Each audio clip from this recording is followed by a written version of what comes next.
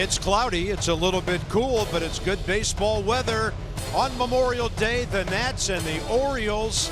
You love seeing the red, some navy blue, a lot of orange. It's almost like a college baseball game atmosphere where different groups of fans are trying to shout each other down. First of all, a special and blessed Memorial Day to all of you, military families out there, your loved ones. Our thoughts, first and foremost, more so than baseball, are with you today. Now let's look at some of the positive trends going on for our Nationals right now because they're really playing well. They've won 18 of their last 24. That's Defoe, by the way, acting silly after a walk-off. Max leads the way with the starters. Bryce leads the way with the power. And everything's going right. The back end of the bullpen is lockdown city right now with Sean Doolittle leading the way. So everything going right for the Nats, not so for the Orioles. We'll get more into that as the afternoon goes on. But Gio has never had great success against Baltimore, but he's not the easiest guy to hit either for their offense. You know, a lot of people never talk about how hard it is to go through 9 hitters when you're used to going through 8. I think the DH makes a huge difference. The Orioles not swinging the bats great. They scored 21 runs over the last 7 games, but they scored 9 in 1 game, so they're having trouble putting crooked numbers on the board.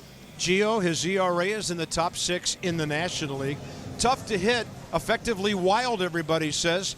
So, FP, how do you make a game plan against this guy, or you just try to see ball, hit ball? Well, opponents are hitting 476 on the first pitch, so looking for the Orioles to be aggressive here today against Gio. But look at those numbers the last 3 starts, a 1.80 ERA, opponent's average of 1.94. Tough to game plan against. He's got the 6th lowest ERA in the National League, and he's having a fantastic season at 5-2.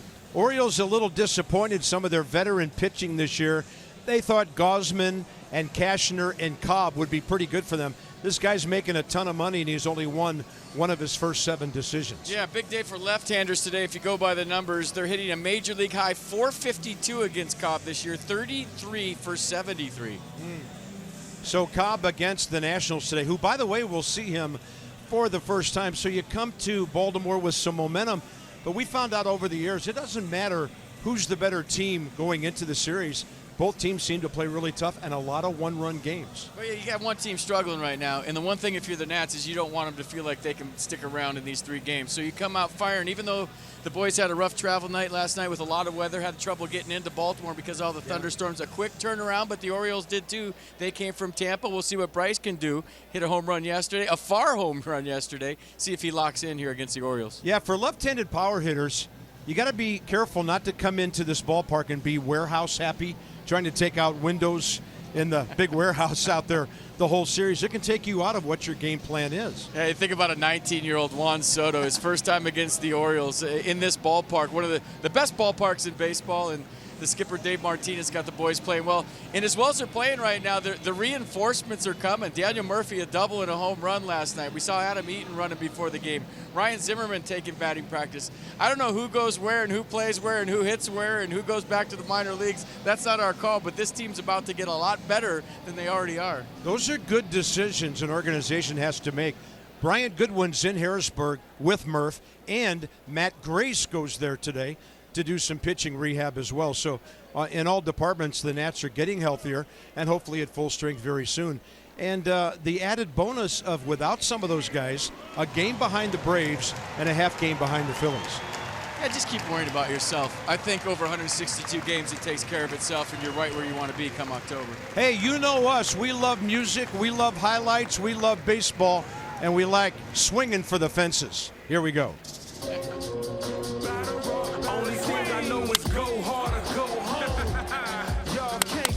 When I'm in my zone, main objective to be the best. Be head and shoulders above the rest. Tall, let 'em know I'ma swing for the fences. I'ma hit a home run. I'ma knock it out the park. I'ma swing for the fences. I'ma hit a home run.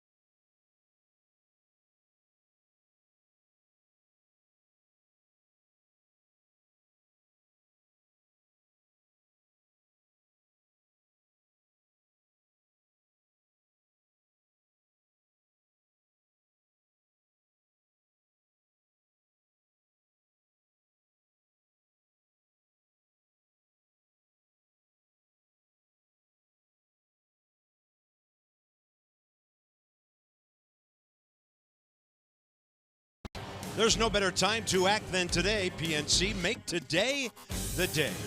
By American Standard Heating and Air. Find your local independent American Standard Heating and Air dealer at MidAtlanticComfort.com.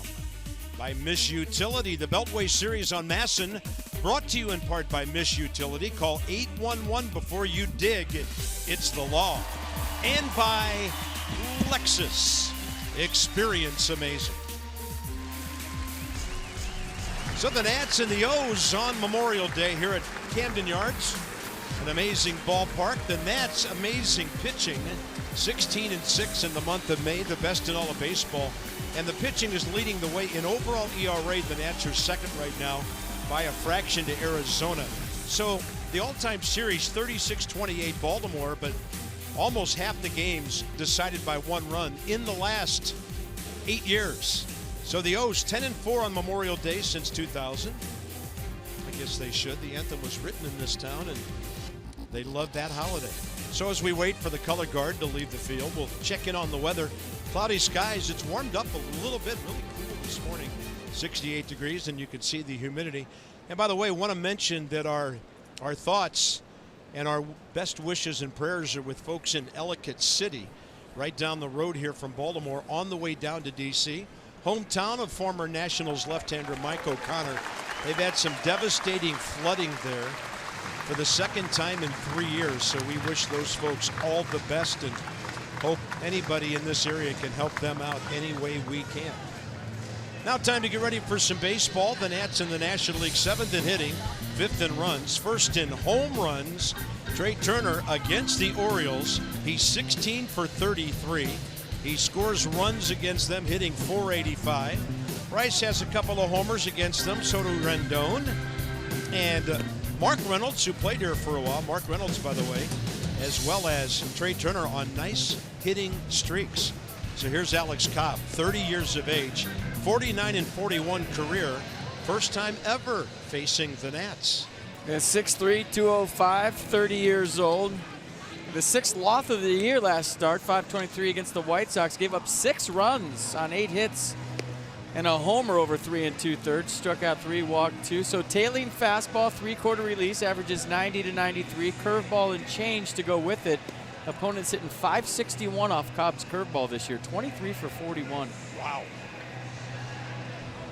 The defense behind Cobb today, Gentry, Jones, Ricker, the outfield, Machado, Valencia, left side, Scope, Mancini right side, and Andrew Susak behind the plate. Manny Machado at shortstop. I don't know that I've ever seen Manny play shortstop live before. It'd be fun to watch him. And how long will he be an Oriole? A lot of rumors floating around out there about the Cubs and Manny Machado. We'll see. Yeah, kind of an unusual situation here. The manager, Buck Showalter, and the GM, Dan Duquette, both in the final years of their contracts. Machado appears to be headed elsewhere. Time will tell. So an odd situation for the Orioles as they try to go along with their 17-36 record. Already 19 games behind Boston in that very tough and talented American League East. So the Nats just a game back of the Braves, a half game back of the Phillies. The Mets are at Atlanta, DeGrom and Max Fried pitching in that one. And then later on Memorial Day, the Phillies are in LA behind Vince Velasquez. So everything looking to the upside for Davey Martinez Nationals. Trey Turner, 11 for 37 during his 8-game hitting streak.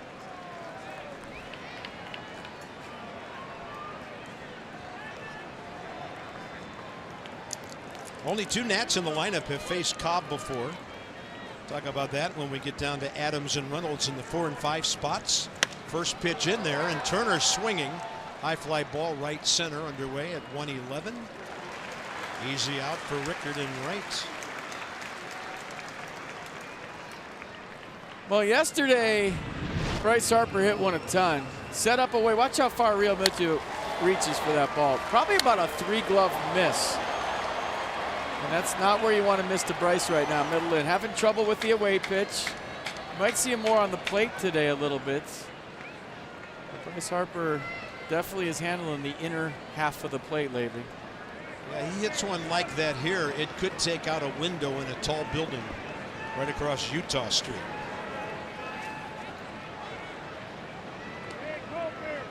Bryce, 3 homers, 7 RBIs his last 6 games. So both Nats up swinging early. Shift on. Homer total, 1st in the league. RBI total, 3rd in the NL.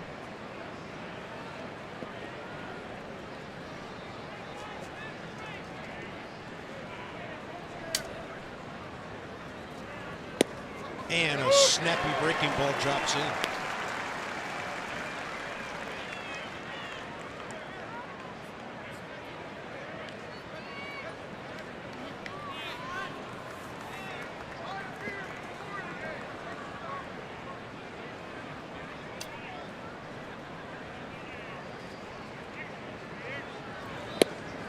Tried to swing that fastball back. Well, if you can go in there, you got to go in there off the plate, because if that comes back, look out. It's the one place that's Bryce's hot zone right now is down and in.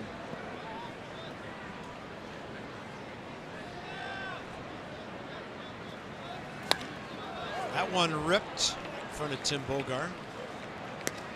Orioles at home are 10-13. The Nats on the road dominant. 17-8. They've won 10 of their last 11. Trying to finish an interleague game for the first time.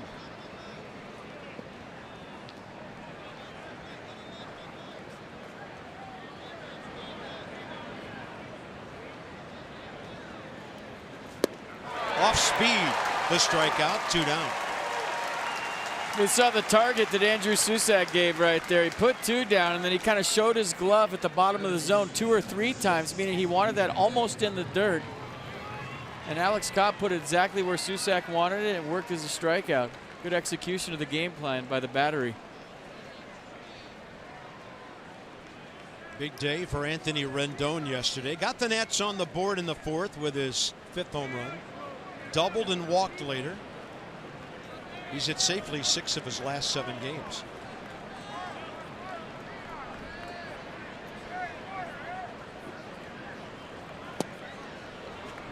Home plate umpire is 20-year veteran Andy Fletcher. Crew chief over at first is Jeff Nelson, 22nd year. Laz Diaz at second, 23rd year. 9th year for Manny Gonzalez over at third. Fastball rides up, and it's a strike call. I always thought it was important when you're facing a pitcher who's A, either having a tough year, or B, coming off a tough outing, to jump on him early. You know, don't let him think that the stuff he worked on between starts is going to work against you. And get right in his head early if you can. That's the ideal scenario. Because when you're having a tough year, or you've had a tough outing, you're working on things.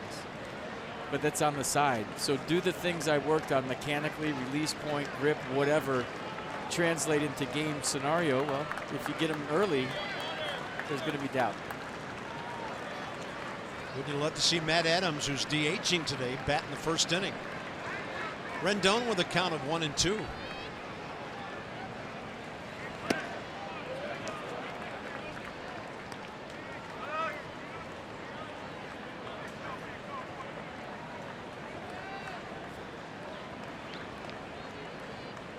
Cobb career 49-41, his 124th big league start.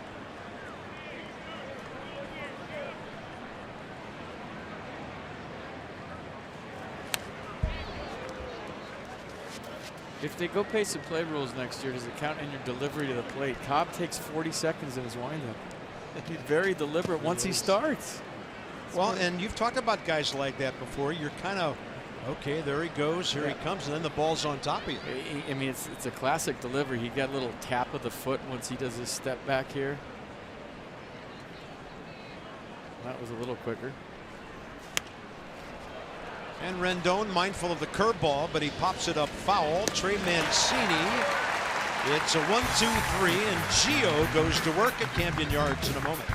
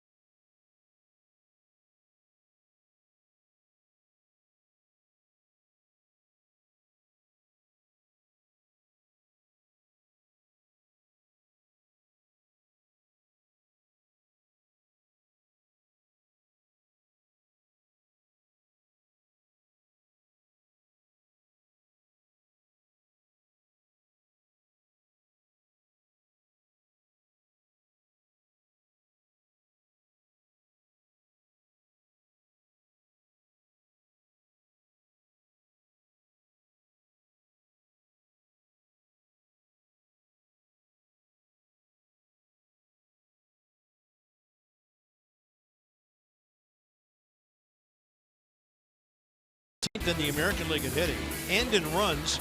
They're in the top 8 in homers. They don't run much. Adam Jones, though, really good, almost 370 his last 9 games. Career against the Nats, 318, 11 homers, 30 RBIs, and Adams having a great May, hitting 316. Machado right behind him, not a bad guy to have protecting you. So here's Gio, 1-6 career, 10 starts against Baltimore, 4.40, and a strike to Joey Rickard. Having a nice year. That ERA is 6th best of the National League. 5th win of the year last start against the Padres, 10-2 on the 21st.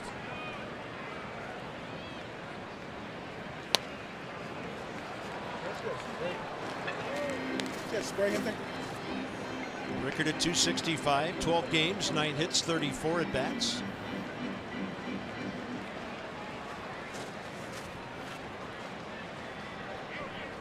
Just had a birthday a week ago, and that is strike 3 to the 27-year-old out of Las Vegas.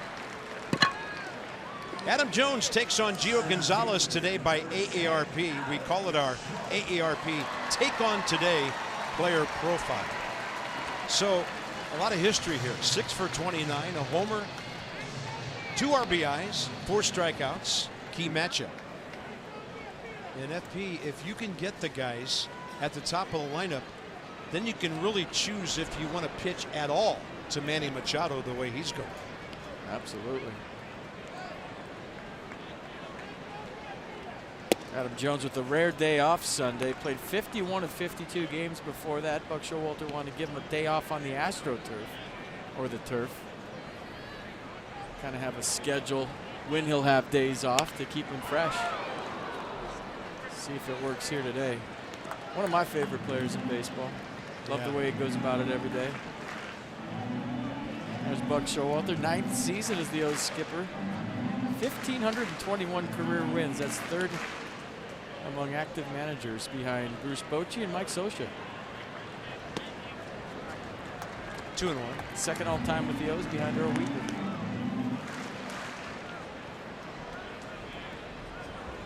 Earl will always be the leader in umpire confrontations here. I loved watching him. Ooh, that hurt. Adam Jones, that got leg before ground. That'll be a painful strike, too. That got knee, I believe, before ground.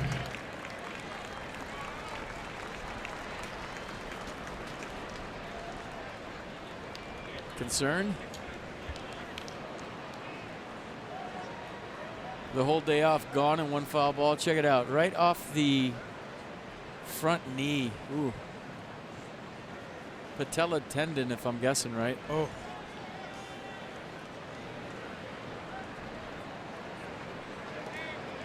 Back in there.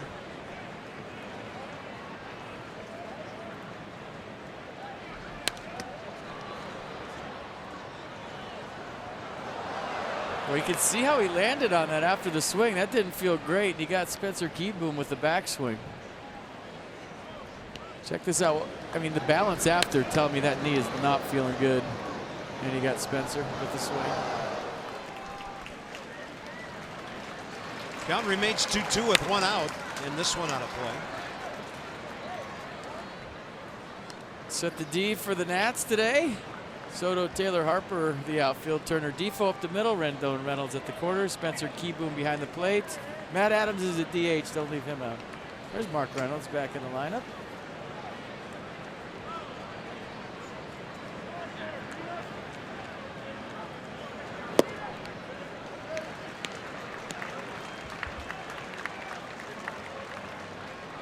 Full count to Adam.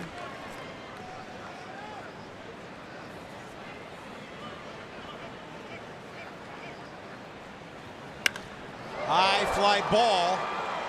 Left field line. Long run for Soto. Checking his surroundings. And in that cozy corner down there makes the grab. Adam Jones didn't miss a homer by much. 2 outs, and now Machado with the bases empty the way you like it. Where did Juan start on that one? It seemed like he came all the way from center field to make that play. He was out, well out of the gap. Well, arguably the most valuable free agent out there at the moment, based on this year's numbers. 4th in the American League in homers, 1st in RBIs, 3rd in hits. He's hitting .336 when he faces right-handers, and that'll be something for Hellickson and Scherzer to worry about the next 2 days. Gio starts him with a curveball and misses. Manny .333 career against the Nats.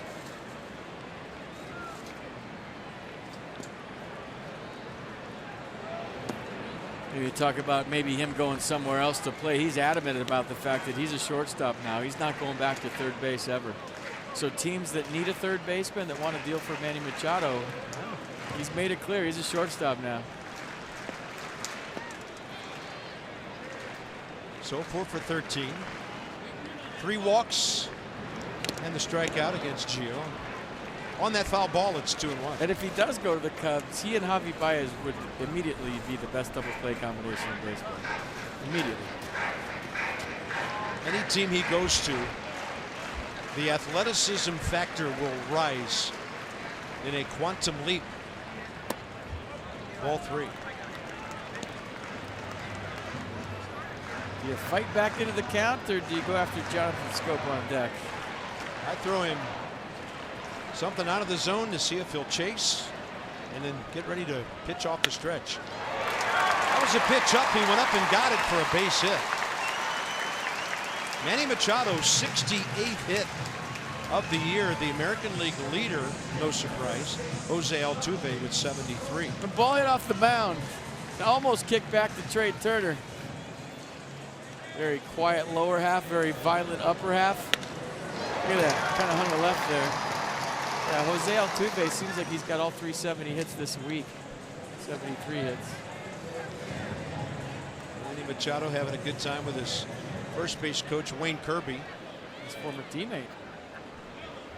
And when Kirby came out to coach first, I saw him give Mark Reynolds a little nudge in the back when he arrived on the scene. Yeah, Mark was out here for batting practice, giving hugs to all his teammates. First pitch on an off-speed pitch away. Easy grounder from Jonathan Scope. Handled by Defoe. No score after 1.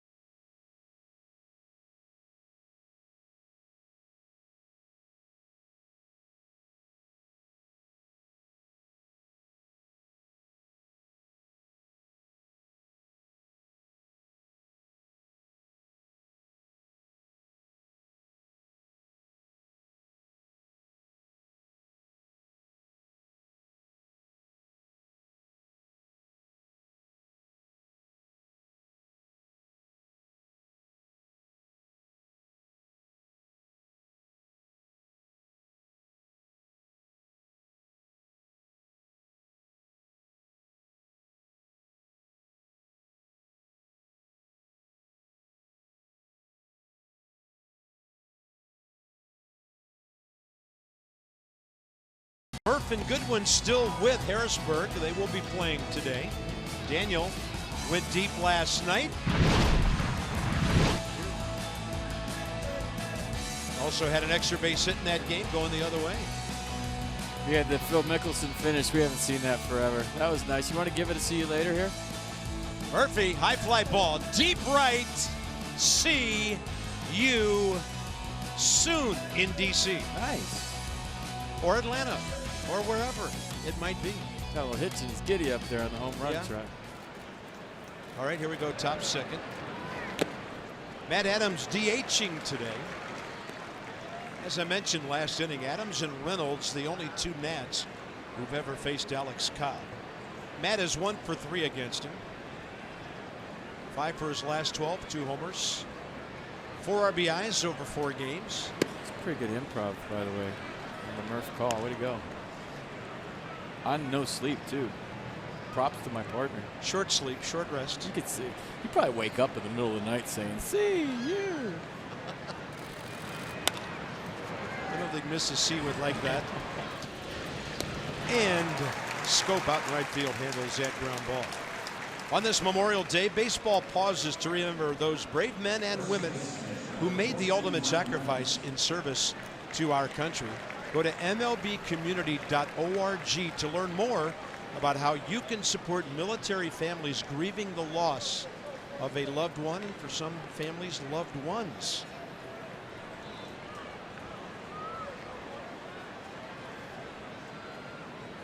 Mark Reynolds would rather me not mention his career numbers against Alex Cobb, so maybe we'll go reverse jinx here. 6 strikeouts, 0 for 9. But he has come back to the major leagues with a vengeance in 10 games with the Nats. To the left side, two-hopper Danny Valencia. 5 in a row for Cobb. Only 1 ball has left the infield. Well, his number's 22, and he's hitting a lot of doubles. So he had a couple on Saturday. That's the first one on Saturday. That's the second one, little slicing linea down the left field line. And then yesterday, 2 strikes, spread out. Joey Votto's stance goes shopping at the gap. So heads up, Tony Two Bags. You got some competition. I love the spread out 2-strike swing, and he hit it 380 the other way. Who does that when they've been in the big leagues for a week? Guy that's 19 going on 30. 6 for 21 in 7 games. So the batting average, 286.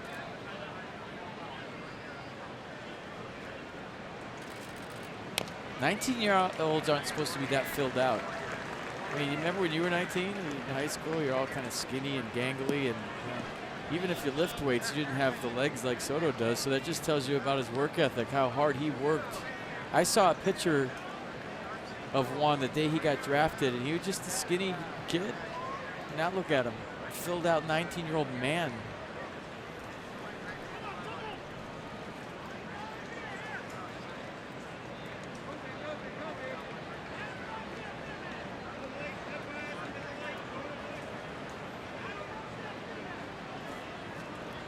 There's your stance you love, Cart. I'm telling you, in a day where strikeouts are okay, I love this. Whether he strikes out or not, I just love the spread out, choke up, put the ball in play attitude. And that's what it is. It's an attitude. It's not mechanics. It's just, I don't want to strike out.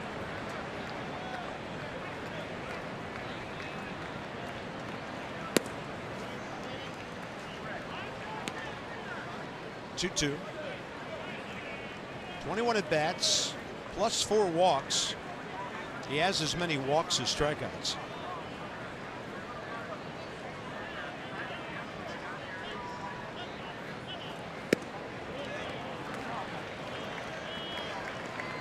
Cobb had a quick first inning, only 12 pitches. Max goes Wednesday night here. He's 5-2 career against the Orioles. On a high riding fastball, Soto fights it off, drops it the other way. His poise continues to more than impress. I'm telling you, a 2-strike approach is just an attitude. You're not striking me out. I'm not carrying my bat back to the dugout. And this might or might not have been strike 3. Couldn't tell. It was too close. So what does he do? Just a short, compact swing. Flips it over Manny Machado for the first hit of the day for the Nats, and there goes the no-hitter. That just gets me excited. I love that 2-strike approach. Here's Michael A. Taylor.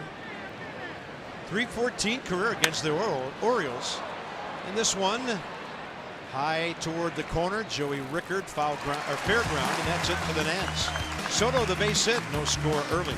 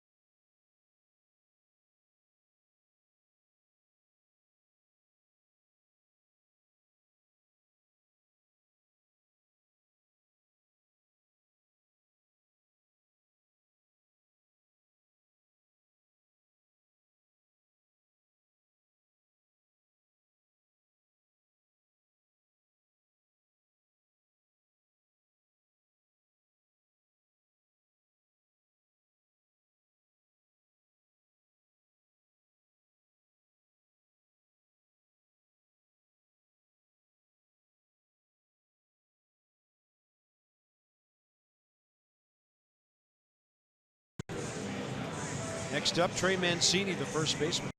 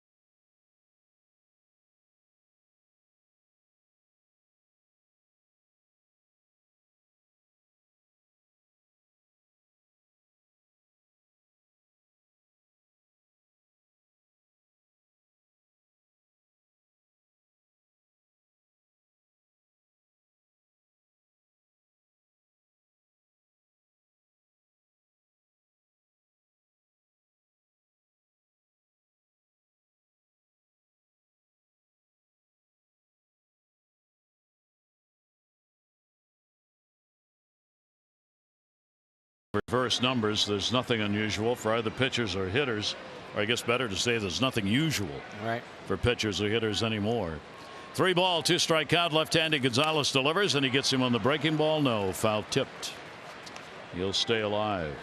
Oh, Gonzalez, that's his. The other day he does radio for UC Santa Barbara Gauchos, and he was doing the game, and he didn't say whether the guy was right-handed or left-handed. Is he a lefty? Is he a right? I can't see. You got to tell me. Well, most of us from my generation started in radio. TV opportunities were not very big back then. 3-2, Gio rocks and fires with 2 outs. And he took a little bit off and just missed inside. As mentioned, Mark Trumbo. Gentry, the left fielder. Right-handed batter is next. Pitch was low on.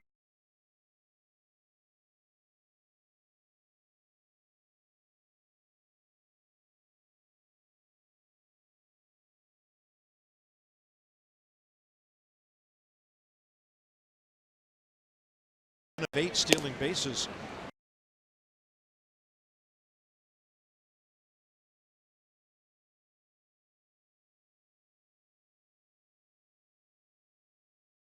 Re-signed him to a minor league contract in mid-February.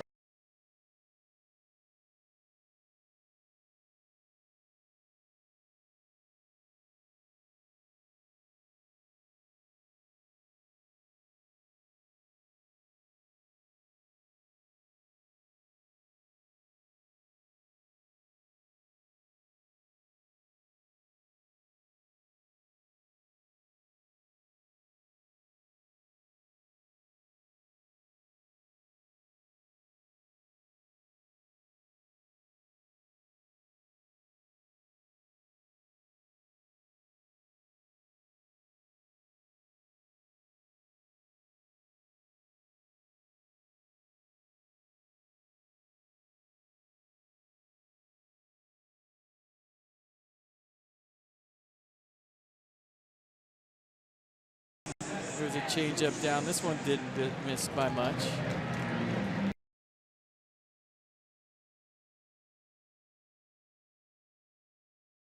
Spot will be Andrew Susak, a former Giant.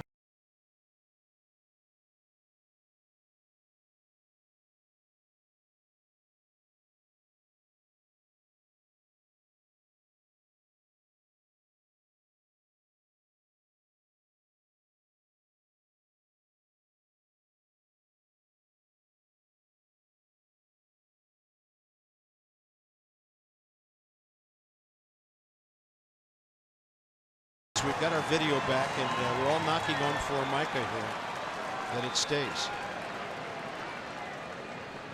So first and second with 2 down. Big.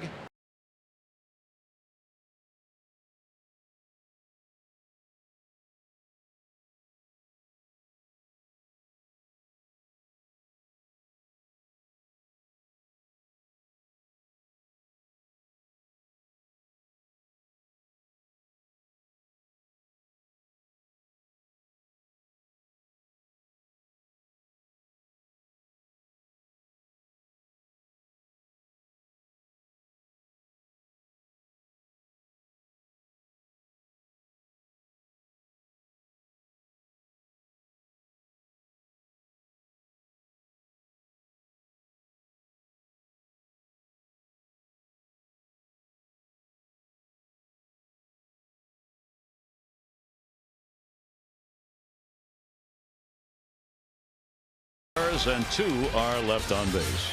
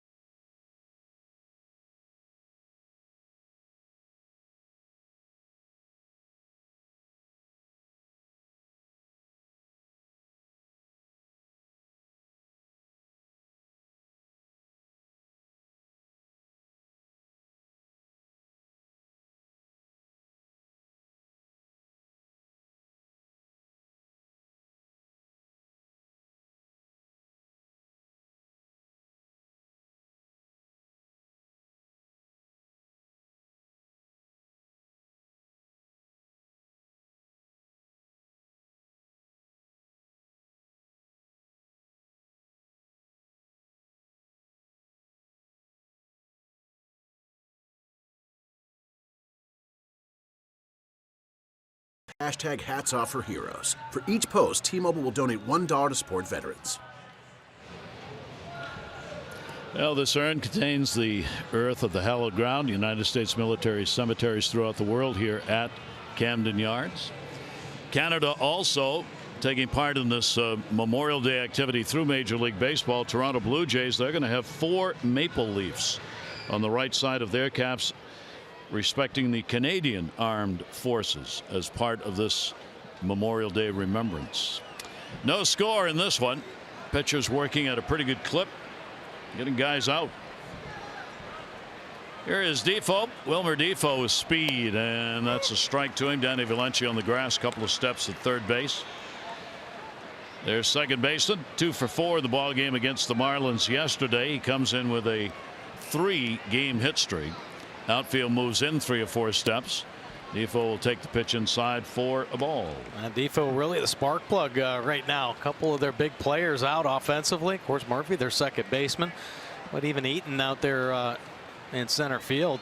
Defoe's kind of picking up the slack of both those guys, playing a solid defense and coming up with some big knocks and just always bringing some energy to the game. Big last 3 games during that hit streak. The Nationals, their team average is 8th in the National League. They are 5th in runs, and they are 1st in home runs. They've hit 68, and they're 1st in walks. That's a combination that's going to get you some runs. You don't often see that. A team that is that high in home runs also way up there in free passes. Right. Yeah. So some hitters with some pretty good eyes, some patient eyes up there, and just waiting out mistakes. It's a pretty potent offense right there. We can get all the walks and the home runs. Cobb throwing strikes, 6 of 7 first pitch strikes so far, and he's continued to do that during the at bats. 2-2 delivery on the way and gets a chopper. That's a protect-me swing, and a ball probably a little low, but he didn't dare let it go by. Yeah, pretty good breaking ball there. Nice finish from Cobb, and when he keeps it down there with 2 strikes, that's a good sign. That means he's really turning it over and finishing the breaking ball out in front. A few more revolutions there to get that type of bite. These two teams split their series last year. 2-2 delivery to him. Defoe goes after one that was up, fouls it away. All time, the Orioles lead the Nationals 44-35. All time in interleague games played. Here at home, the Orioles a very good 27-14 record against the Nationals at Camden Yards. Yeah, 2 ball, 2 strike. Good series, it seems. Yeah. The Nats and the Orioles lock it up. And both have had a lot of success over the years. 2-2 delivery. Look out. Cobb's got it. A windmill approach to defense in order to protect himself pays off with the ball and glove. Wow. Nice play, helping himself right there. It looked like a shoreline drive up the middle, just off the end of the bat a little bit. Maybe not quite as hot as it's perceived on TV, but a nice reactive play there by Alex Cobb, helping himself with a big second out. So Cobb gets 2 again. Retired the side in order in the first inning, got the first 2 in the second, and gets the first one here. And that'll be in there for a strike. Kieboom is doing the catching. Spencer Kieboom, there you see the numbers in limited opportunities he's picked up. Defense pretty much straight up on him as well. Breaking ball is going to miss outside.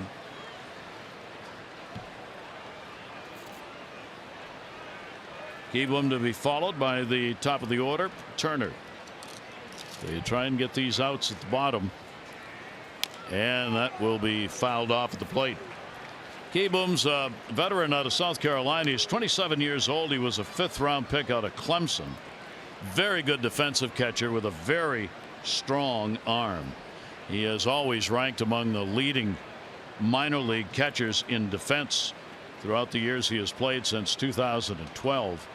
Played in only 1 game in 2016 with the Nationals and did not play at the major league level at all last year. So he came into the season with only 1 major league game on his record. Well, there you go, getting some opportunities. Of course, Matt Wieters spending some time on the disabled list. Yet another of the injured Nationals. 2-2 delivery. He'll take it. It's there. Strikeout number 2 for Cobb. That's a pretty good fastball right there. Let's take a look at the Nissan pitch cast right here. A little 2-seam fastball coming back and catching the corner. That's the location you like to see from Cobb. Well executed. Susac locking it up for strike 3. That'll bring the top of the order. Trey Turner to the plate. Turner with a 8-game hit streak.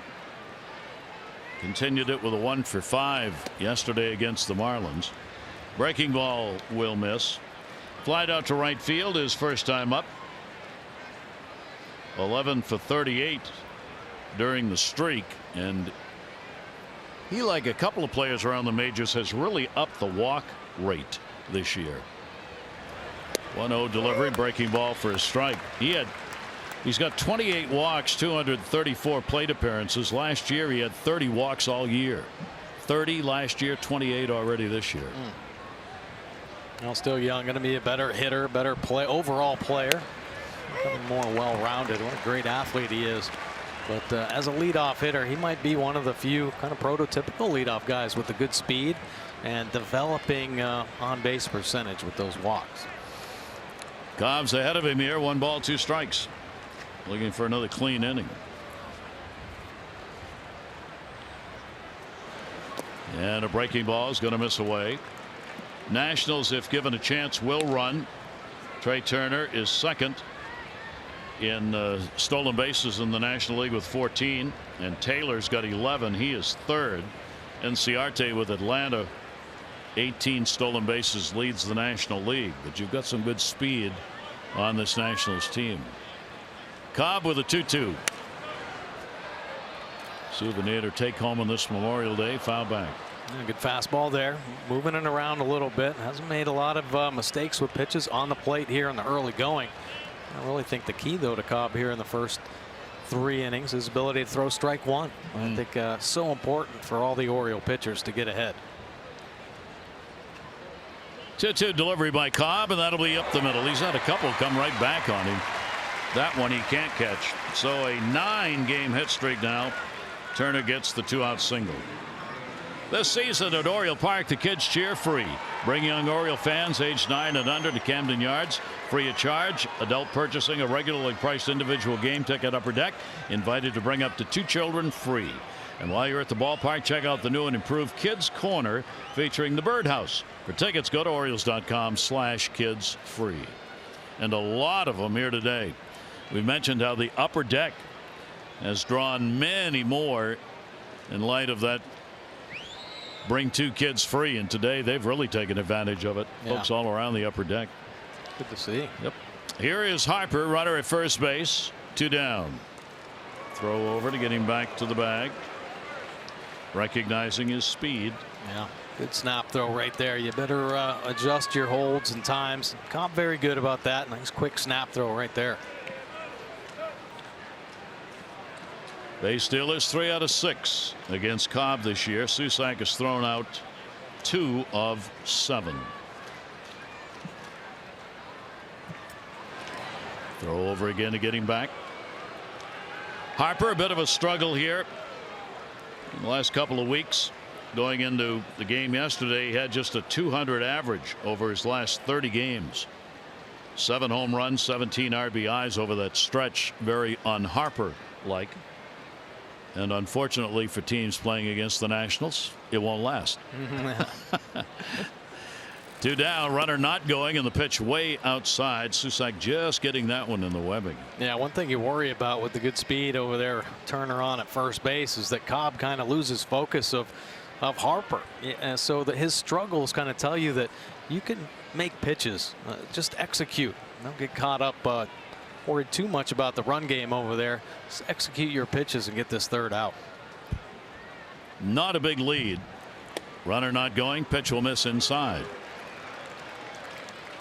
Remember, we said he's got 44 walks, leading the National League in that department. And you can bet as the season goes along, he'll be adding to that as teams in tough games will not want to throw to Bryce Harper. 2-0, shift on in the infield. Harper will take it. It'll miss. As we said, if you're a pitcher, you got to throw strikes. Yeah. Andy Fletcher is tough on that strike zone. And now it's now you're in the danger zone. And Harper's looking for his pitch, and he's got 3 shots at it. Strikeout victim, first time up. 3-0 delivery. You talk about loading up. I'm telling you. He was ready to drive one back to Washington on that pitch. Yeah, I don't think anybody swings as hard as Harper, and when he is right, his head doesn't move. When he started this season off, he was so impressive with his balance and limited head movement, and arguably the best hitter in the game for a period of time. But now he's starting to pull off just a little bit. Watch his front hip and that front shoulder. And he doesn't have quite the same balance, but he's still so dangerous. And that pitch right there kind of let you know if it's on the plate, he's going to put an A swing on it. So a 3-ball 1-strike count on him now. Turner's made no move to take off. There he goes. No throw. Didn't matter. It was ball 4. So Harper is on with a walk, putting runners on at first and second for the Nationals. That's the first walk surrendered by Cobb, and the 45th picked up by Harper. So 2 on, and that'll bring Rendon, the number 3 hitter, up to the plate. He's hitting only 143 with runners in scoring position. That is a big ouch for someone in the number 3 spot in the lineup. Overall, the Nationals pretty good. They're 6th in the National League, hitting 247 in these situations. Rendon popped out his first time up, first base side. So Cobb, first little jam he has been in with 2 down. Down the line, curving, foul. A little tardy on that fastball. Yeah, Rendon, I don't know, maybe thinking about an off-speed pitch there, but a little in between anyway. You'd think he'd been all over the first pitch fastball, pulling it foul. And that kind of maybe tells Cobb that might be thinking about an off-speed pitch. So see if he keeps working the fastball a little. This is going to be the 25th pitch of the inning for Alex Cobb. And the walk and a base hit. 0-1 delivery on the way to him. That'll be way outside, set up away. Tried to get him to chase one in the dirt. 1-1. Yeah, pretty good breaking ball there. Nice finish down and away, but Rendon not even sniffing it. Didn't even bite. Stayed tall. For Rendon last year, he hit 375 with runners in scoring position. This year, hitting 143. 1 ball, 1 strike count. Turner, great speed on its second base. Harper, good speed at first. Outfield deep. 1-1 delivery to him. Rendon launches it way back in left field at the wall, and goodbye home run. A 3-run homer, and Rendon gives the Nationals the 3-0 lead.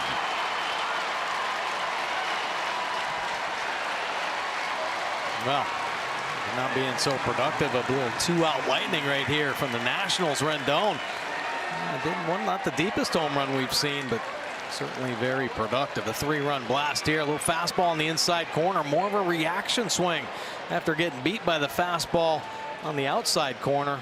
Just turning and burning right there, dropping the head on some inside cheese. And a 3-run bomb. So chance to get out of the inning is lost. Number 6 for Rendon in the home run department, and RBIs now up to 15 as he gets it down the left field line. Take a look at the StatCast numbers right here. 27 degrees. That's about league average. Only 96 miles an hour off the bat, but the short porch down the left field line counts for 3. Ball popped up third base side. Valencia will go over, and it'll be out of play. Adams at the plate with a 2-strike count. Yeah, the long ball has hurt Alex Cobb this year. That's the 9th home run he has surrendered. 5 have been hit by right-handers. The average is just unbelievably large against Cobb. Overall, teams hitting 379. And even with the struggles he had going through spring training at the major league level, that's still a very high number. And I looked to see what it was last year. The overall average against Cobb last year was 254. So it goes from 254 to 379. Yeah, well, National League's a little, you know, you can get that extra out down at the bottom, so yeah, it might mean something. Of course, American League East a little bit different, but that wasn't a bad fastball. That was on the inside corner. That's a pretty good piece of hitting right there by Rendon. But yeah, Cobb's, I don't know, I think his stuff looks pretty sharp today. Just one mistake right there, but I think falling behind Turner could have been the biggest mistake. We talk about throwing strike 1. Pitch on the way, a shattered bat. Rickard will not be able to get there, and it'll be a base hit. So Adams, their DH, is on with a single to keep the inning going. And keep in mind, all of this is coming with 2 outs. The first 2 hitters were retired. Then Turner, the single, the walk to Harper, the home run, Rendon, and now the single by Adams. And they're picking up the pieces of that bat. Yeah, Adams pretty happy about it. Even though the bat goes down, gets a knock. And Rendon with a good smile as well. So another hitter with a streak going, and that's Mark Reynolds. He's got a 7-game hit streak, grounded out his first time up. Shift on. Reynolds, of course, with great power. As we mentioned, a prototypical modern day hitter. Give him a pitch he can drive, that's what he's going to go after. He's going to have the big uppercut going, and he'll strike out a lot, but he'll take it if it means he can get some home runs. 18 strikeouts. He has drawn 17 walks this year. Pitch is taken down low. Mark did not start with the big club at the beginning of the season. Ended up being called up when the injuries started. May 12 is when he came to the Nationals, signed as a free agent. 2-0 delivery, stays off it. And the timing off on that one. 2-1. Good pitch by Cobb. Yeah, Mark Reynolds was in that group of players, free agents, not in the big leagues, not getting a job, and goes back to the minor leagues. You know, waits his turn and gets an opportunity. And Mark Reynolds does not want to go back to the minor leagues. Pretty impressive numbers here for the Nats. He's had 5 home runs in 10 games. Yeah. Heck yeah. That'll get you. That'll Right? get you a spot, right? Man. 2 ball, 2 strike count. Runner at first. Infield playing to pull. Outfield, Adam Jones moved a little towards right. They give him left center. 2-2. Set up away. Bounces away. Down to second base. No throw. Adams goes on the wild pitch. A pretty good play right there by Adams. Big man just anticipating. Gets a ball in the dirt. Susac going down. Get the good block, but does not get the good kick. Actually kicking to the left and giving Adams just that enough time to walk into second base. If you're anticipating it, you can get in there pretty easily. Adams showing you can. So now another runner in scoring position. 2 down, 3-2. And this a dangerous pitch. Reynolds 0 for 10 lifetime off Cobb. Full count delivery to him. Check swing. More of a body swing than a bat swing. Wow. Yeah, this fastball really getting away from Cobb. Susac setting up down and away. Uncorks it up and in, and Reynolds sees the ball heading to that inner third, and he's thinking, I'm going to start swinging now. Unfortunately, fortunately, a little extra life there from the Cobb fastball. Adams fairly short lead at second as Scope right behind him in the shift. 3-2 delivery coming again, and we'll fight that one off. Been a long inning for Alex Cobb. 38th pitch of the inning. Wow. Will be coming up. Trying to get some depth out of the starters. Orioles need that. Yesterday Kevin Gausman couldn't do it, so the bullpen's been used extensively. Adams gets the lead. 3-2. And a breaking ball will walk him, and Cobb just turns in disgust. Second walk surrendered, both coming this inning. Yeah, pretty good pitch right there. Kind of half expect Mark Reynolds to be swinging at that one. But no, staying tall and not biting on the big hook from Cobb. That'll prompt a quick visit from McDowell and get him back in the strike zone. And I'm sure he's talking about the importance of strike one right here. Got to get ahead and go to work.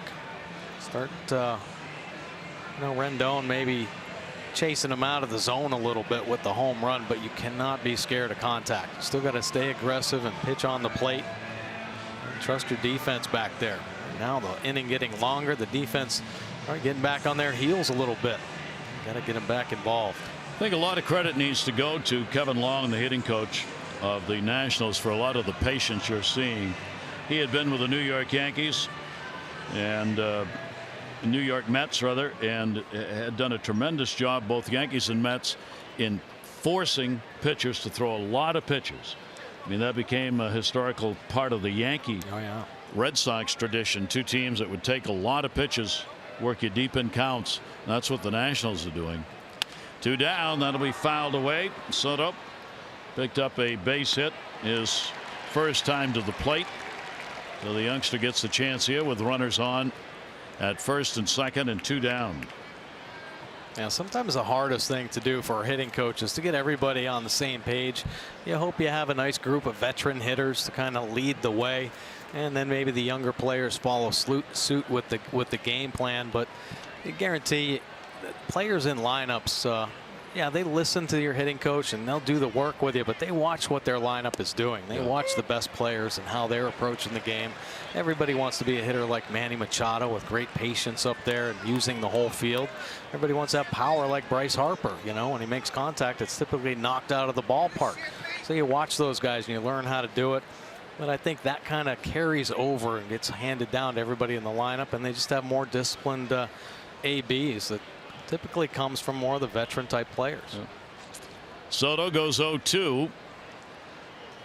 He's done pretty well getting people in too. He's hitting .286 in these situations with just 21 at bats since joining the big club. 0-2 count. Cobb trying to get out of the inning, and he'll come inside to him. The home run, Rendon got it, good for 3. Alex is now allowed a home run, at least 1 in 8 of the 9 starts that he has had as an Oriole this season. That long ball has really bitten him hard, putting up the multi-runs in an inning, as has happened here in the 3rd. 1-2. Soto will take it, and it's on the inside corner. So Cobb gets the strikeout. 42 pitch inning, and 3 runs in. The home run by Rendon getting it done. Nationals on top.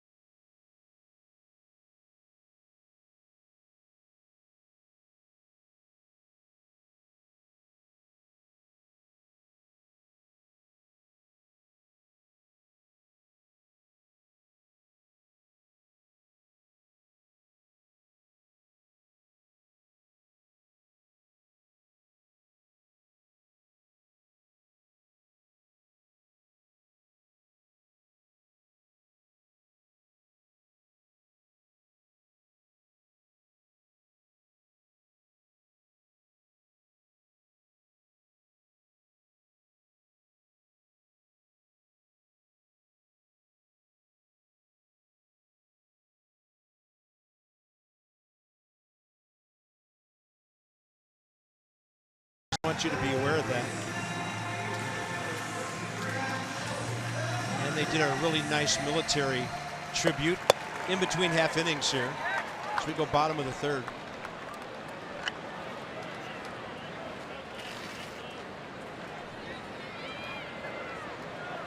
Rickard, Jones, Machado against Gio Gonzalez. Gio 35 pitches, 19 strikes through 2. Pitched out of a jam last inning, and his teammates went out and got him 3 runs. Rickard struck out looking first time, and the first pitch, changeup in there. He's got such action. Sometimes from our angle over here, hard to tell between the changeup and the curve. Then he goes heater inside. It's 1-1.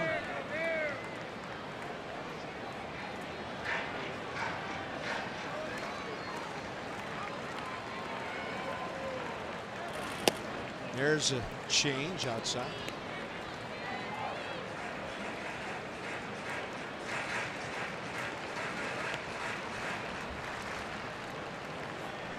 This is where I talk about the shutdown inning. Or Since you brought it up, I'm right with you. Do we already just know that? Yeah.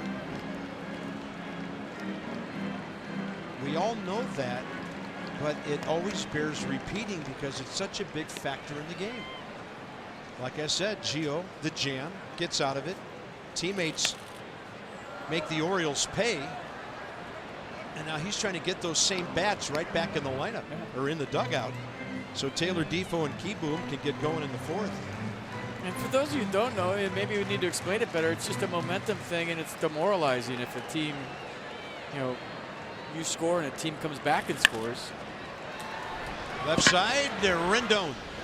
It's just like we did all that work for nothing. Now we got to do it again. Yeah. And on the other side of that, you could really keep another team from coming back to get you when you just, boom, back in the dugout. Then you tack on one, and it's 4-0. Yeah. Then, boom, back in the dugout. Tack on another one, 5. That game's over. Yeah. I mean, it's the mental side of it, the psychological side of it. I wonder if Gio just made Rendon laugh. Maybe said, hey, throw it straight over there. Reynolds had to go into foul ground to dance over and grab that throw, and Gio said something that tickled his third baseman. And here's Adam Jones, who fouled out to Soto after a long run. First inning, left field corner, and Gio goes kind of jogging off of his landing spot there. What happened? He's waving him off. Some loose clay or something? I don't know. Did he slip? What do we got? Show it to us again.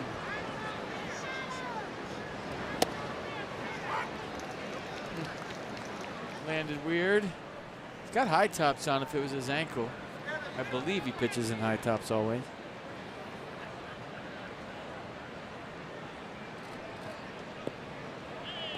He always says something funny, so everyone has a laugh, and Gio's okay. Safe, says the home plate umpire, Andy Fletcher. That means it doesn't count as a mound visit. Good. And the first pitch was a strike.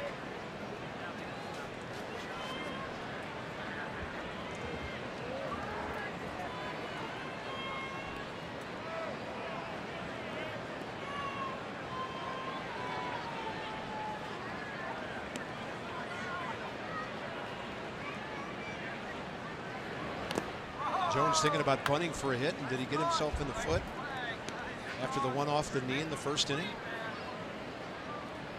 Maybe a couple of guys need some yoga in the outfield.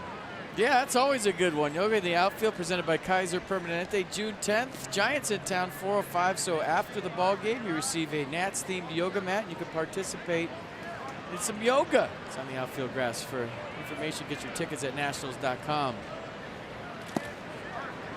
0-2 pitch in the dirt.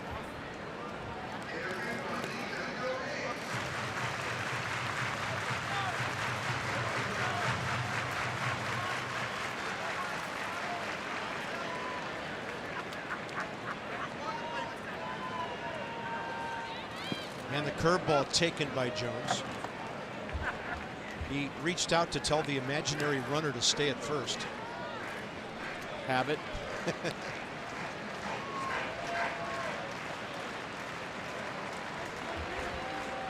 Either that or he told Jeff Nelson, the umpire, no way did I swing at that. And the 2-2 with Machado on deck. A ball well hit to center, but Taylor right there. And a big second out. Adam Jones never dropped his bat. He knew it was right at our center fielder. Let's go inside the numbers. Brought to you by PNC. Make today the day. So with 6 days rest or more over the last couple of years, Gio has the best ERA of any well-rested pitcher in baseball. Strasburg on that list as well. So sometimes when rainouts and days off intervene, it's not that big of a deal for certain guys to keep them on their regular 5-day rotation. On his 7th straight against the Marlins yesterday. 23 scoreless innings against them and counting. Got the Nats the sweep, did Strasburg yesterday, with the bats coming alive from the 4th inning on. Nationals scored in 4 consecutive innings yesterday. So here's Machado. Harmless 2-out single up the middle first time. This one into the shift. Turner throws him out. Machado cruising to first. Middle innings now 3-0.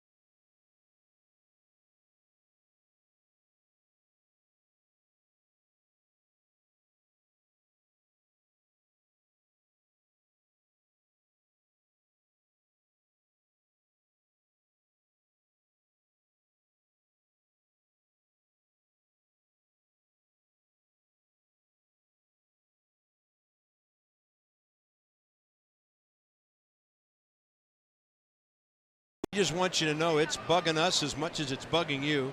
Our guys in the truck trying to iron out some things and get the video portion of our telecast back for good. Michael A. Taylor steps in here. 66 pitches, 43 strikes for Alex Cobb. Michael fly ball to right field first time. And off the windup, here comes the first pitch. It's a breaking ball in on the hands and into the shift. It's a grounder up the middle. Jonathan Scope throws out Taylor from the left side of second base. So welcome back. Wilmer Defoe, Spencer Keyboom, the next two here in the fourth. So we have rebooted literally. I'm so confused. I'm just going to sit here and look dumb and drool. I don't know if we're on TV or. And that's not different from any other We'll day. make sure we don't have any in-booth shots with you getting sloppy over there. Wilmer Defoe had a long at bat first time. We didn't know at the time it was setting the stage for a 42 pitch inning. He eventually lined out to Alex Cobb on a ball that might have made it up the middle. 0-2. By the way, Mets now have a 2-0 lead at last report in Atlanta. Single runs in the first and the fourth. We've got Jacob deGrom going today. Defoe, fair ball right near the bag. Trey Mancini, 2 quick outs. Wake up, brush your teeth if you want. If not, just let your breath reek. Eat breakfast, pick your guy, beat the streak. Download Beat the Streak in the App Store on MLB.com/BTS and add Beat the Streak to your morning routine. True story, my cologne spilled on my toothbrush coming from Miami, and I brushed my teeth with cologne this morning. It tasted awful. Serious. My breath smells like polo. Hadn't noticed, but thanks for the heads up. It's not the worst smell. Keyboom took a 3rd strike first time. Just don't smear your toothpaste all over yourself thinking it's cologne. That's a big curveball. Just stayed outside. 1-1.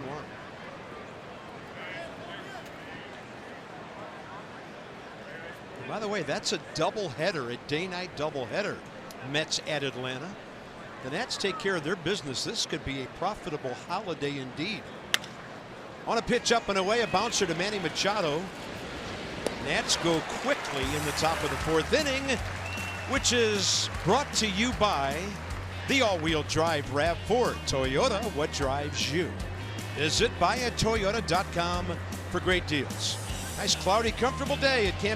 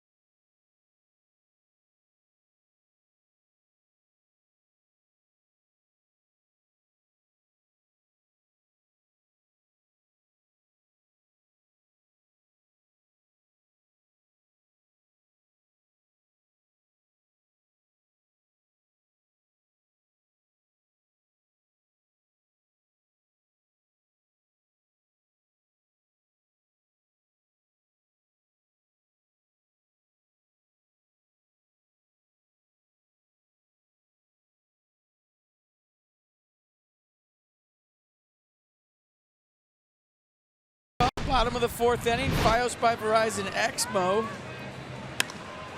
I'll show you Anthony's 6th home run of the year.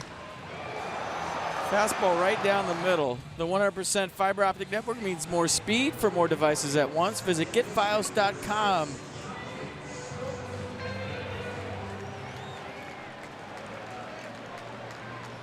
So Anthony Rendon, 6th of the year.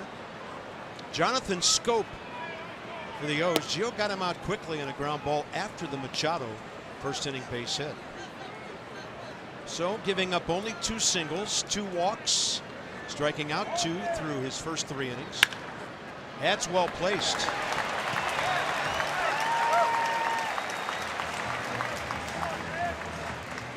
If you can keep the Orioles in the yard, you can beat them, because they don't hit for high average. They don't have a lot of keep the line moving innings. They still rely on the home run. They've hit 63. Well, they're built for the big inning. They don't steal much. They don't bunt. Buck doesn't believe in it. So this ball club, this franchise, for a number of years has been built around one big inning. And if Gio can stay out of that, he's got a big chance of winning here today. Good chance of winning. So Danny Valencia with Turner played in a severe pull position. Bounced one to the left of the second base bag for a hit first time up. With the double play possibility, Turner is closer to being up the middle this time. And the first pitch curveball misses.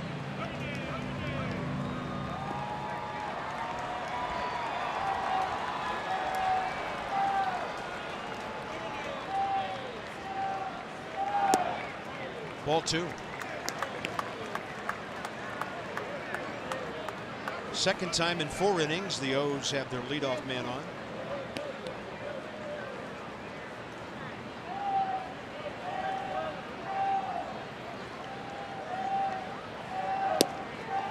And the 2-0 changeup.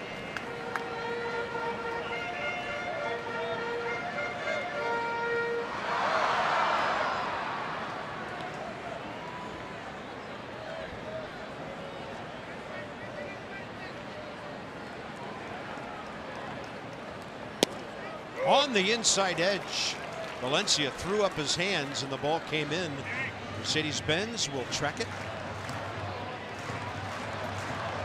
Change up in. Usually don't see that from Gio. Kind of pulled it across. They wanted it away. Worked out nice. Target away. Looking for the grounder. Keeping it low, and it's 3-2.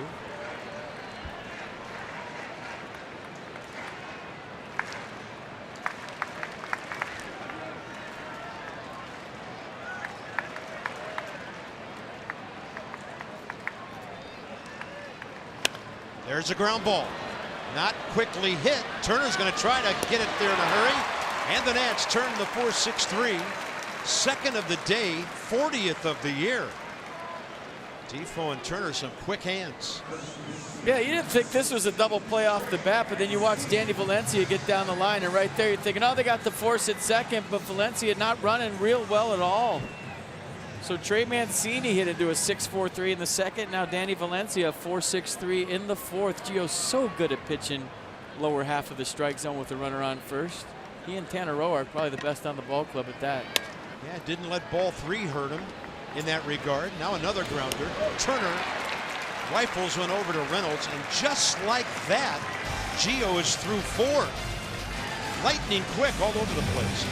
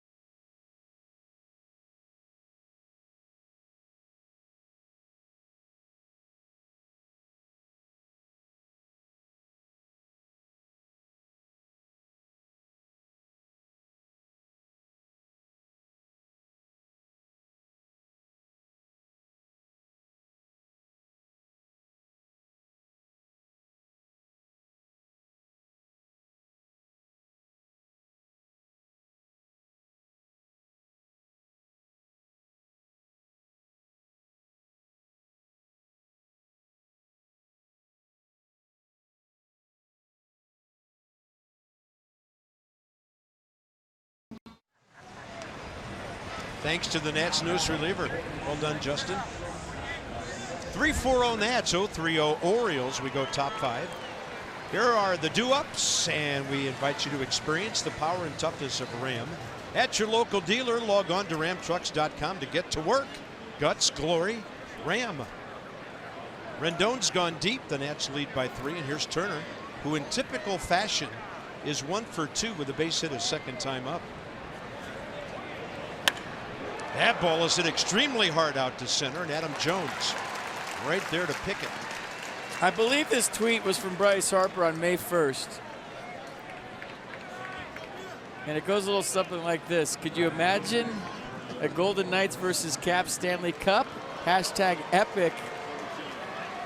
So Bryce had his Vegas Knights stuff on the bus over here today.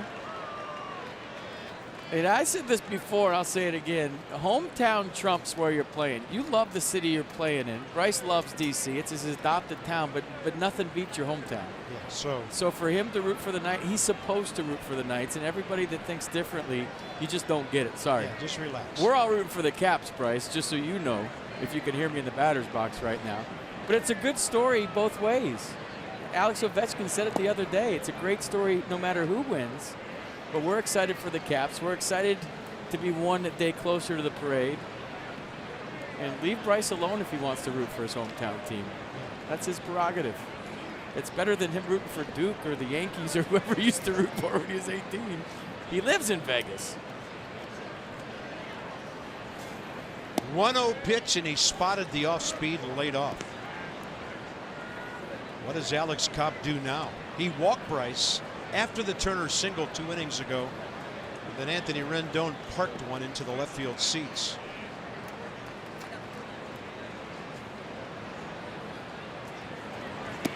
He threw him the same pitch, 3-0. Then he might do it again. Take your walks, hunt mistakes. Easy to say, not easy to do.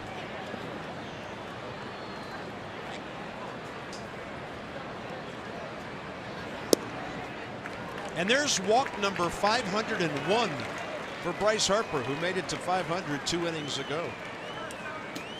Seems like they're all this year. Washington, D.C. Lexus dealers donate $250 to the Children's National Health System for the first 200 home runs hit by the Nats this year. Lexus, experience amazing. Can he do it again? 24 bags. And right now, with men on base, he's as good as it gets in this lineup. He's now hit safely 7 of his last 8 games.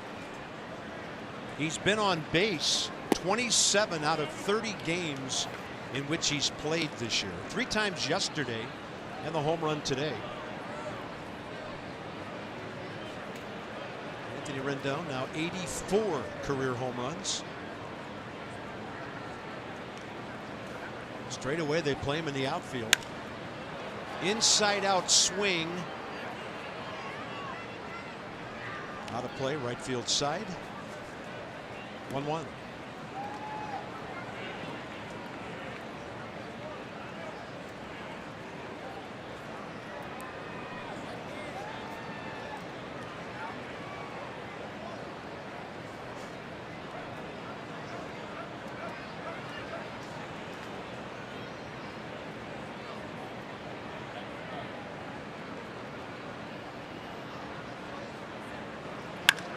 At the shortstop, Machado to scope. 6-4-3, and the top of the 5th is over. 3 double plays in the game. That's the first by the O's, and we're halfway through.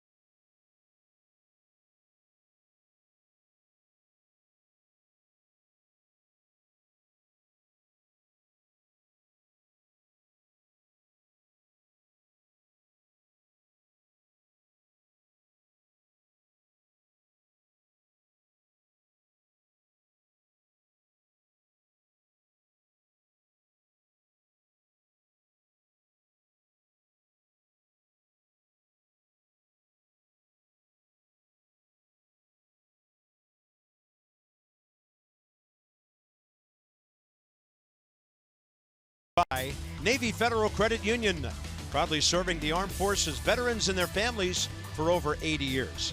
Federally insured by NCUA. And by DynCorp International. We serve today for a better tomorrow. Here's our message on Masson on Memorial Day. We honor the men and women who died while serving in the U.S. military for their dedication to protecting our country. Never to be forgotten. Bottom 5, Mark Trumbo, the DH. Here's Gio back to work. Coming off 3 ground ball outs in the 4th. Right now, through 4 innings, Gio Gonzalez has 8 ground ball outs. 2-0.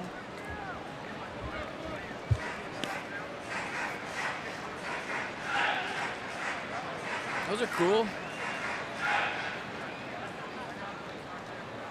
Well done, Gio. 2-0. Gio doesn't throw as hard as he used to, but with all the off-speed stuff, the curveball, the change the hitters see, that 91 plays. Especially at that location. And he goes out there again. 2 balls, 2 strikes. Nissan pitch cast. Mark Trumbo was out of the lineup for the 4th straight game on Sunday.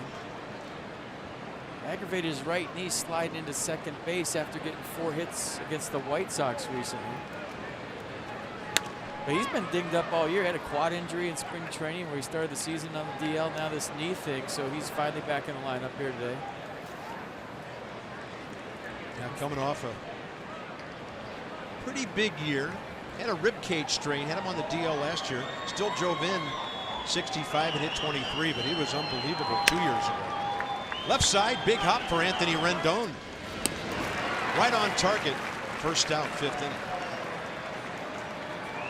All right, the Nats are going to take on the Rays, the Giants at Nats Park. So the Buffaloes coming to town June 5th in the 6th. Then the Giants June 8, 9, and 10. So all kinds of fun stuff going on at the ballpark. We can't wait to get home. We got to go to Atlanta first, then we'll see you. Visit national.com for details. I see Pablo Sandoval playing some second base now. He is. I saw on Twitter Len Casper, the play-by-play guy for the Cubs, tweeted that he's officially the heaviest second baseman in the history of baseball. 255. Nobody that weighs 255 ever played second base before. I guess Dave Parker played it once, which is a waste of a great arm. Old Parkway. This one for Reynolds. And by the way, speaking of the Giants, they called up a rookie right-handed pitcher today. His name is Ivan Derek Rodriguez. It's Pudge's son. He goes by his middle name, Derek, and the Giants called him to the big leagues today. What a day for Pudge. He used to hit in the cage with the players at Nats Park when he was 16. Isn't that great? Number 9 hitter is Andrew Susac, the Baltimore catcher. Gio trying to get through the second time around the order here.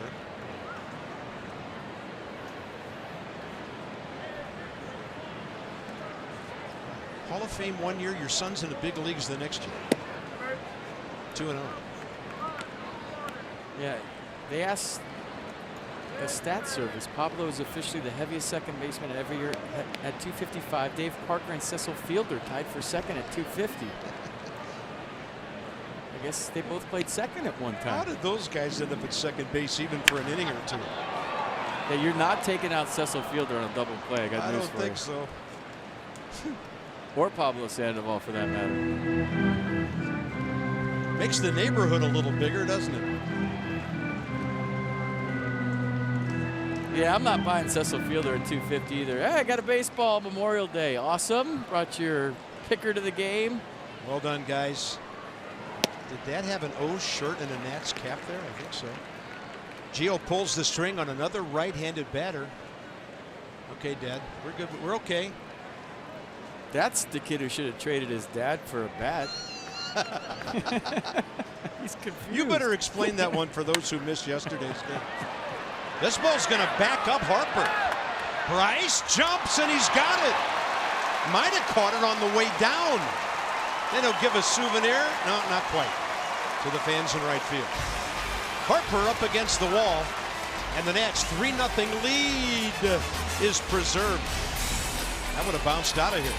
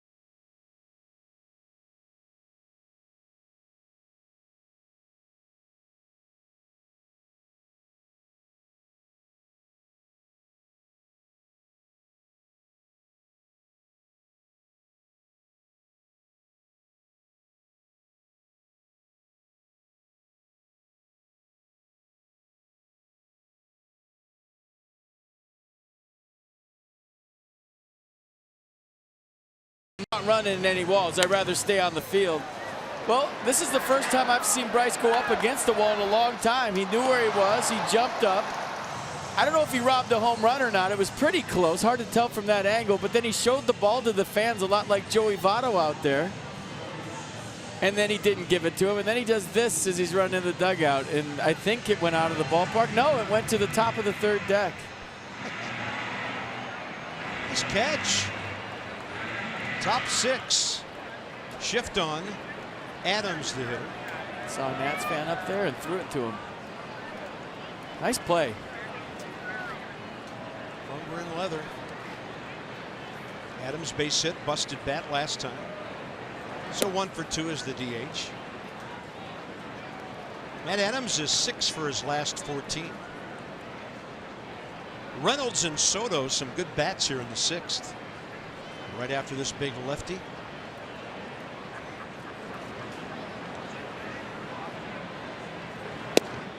Woo! 81 pitches through 5 for Alex Cobb, who recovered to get the last 6 outs on 15 pitches after that marathon 3rd inning.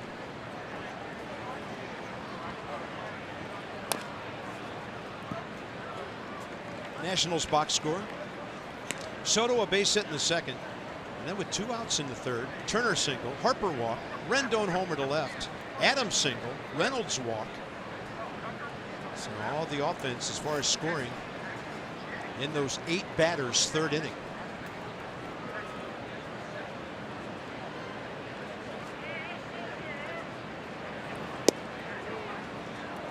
It's a good take on 2 strikes. That thing was a strike for a while. Great to have Adams and Reynolds in the lineup together, back to back, 4 and 5 spots today with the DH. I love seeing Chip Hale and Dave Martinez communicate. Sign of a good coaching staff. When you have your bench coach right next to you, he's bouncing things off you. You're either saying, I like it, or no, or what else do you got? Hey, do you want this guy for this guy? Do you want to get so-and-so up? Yeah. I mean, that's good communication. That's what good staffs do. Bench coach, a former big league skipper. 2-2. Adams was reaching on that one. Mancini will take care of it. So here comes Mark Reynolds, and here comes Dan. Bob, what a start to the season for Mark Reynolds, 433. Even more impressive when you consider the weird spring that he had. He admitted to me the other day that his 2-homer game out in Arizona in his first game as a National wasn't exactly expected, but he felt like he was in good shape when he joined the Nationals, and despite the abnormal spring, had enough time to get his at-bats and get his timing down before he joined the club. He even joked to me the lack of a normal spring didn't give him time to get into any bad habits, but felt like he was really kind of locked in despite the lack of ABs and everything going on. It has been impressive. Foul tip, strike one. Grounded to third and a walk today. An 8-pitch walk.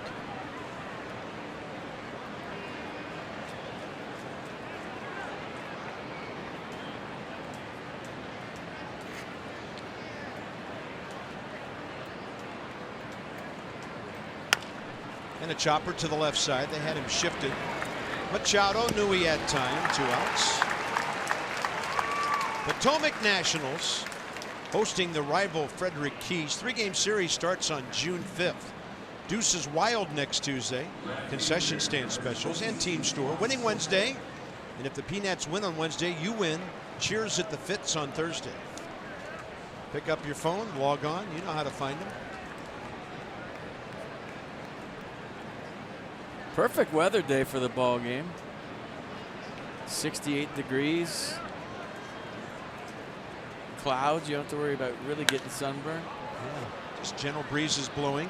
Soto with a high fly ball. Gentry right up against the barrier. The Nats go in order on that foul ball. Middle of the 6th at a great ballpark.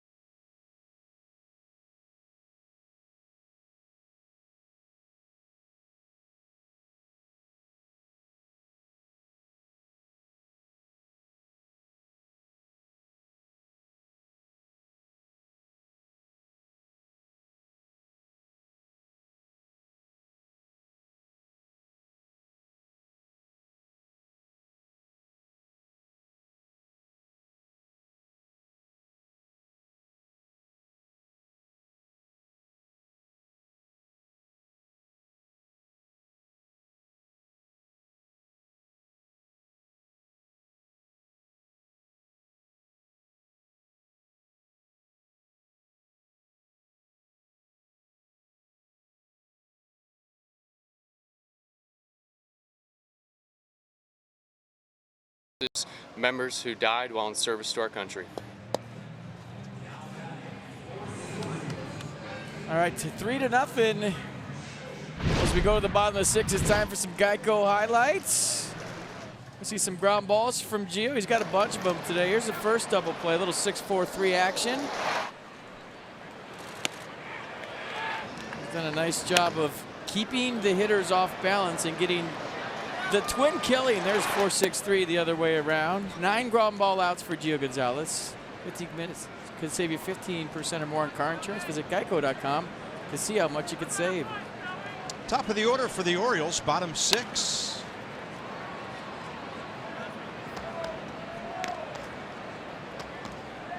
He's retired Rickard twice, called third strike, ground ball to third. Orioles had 3 singles today, 2 of them erased by double play balls against the next batter. 2-1. Gio looking down at his landing area after that. Now a little housekeeping.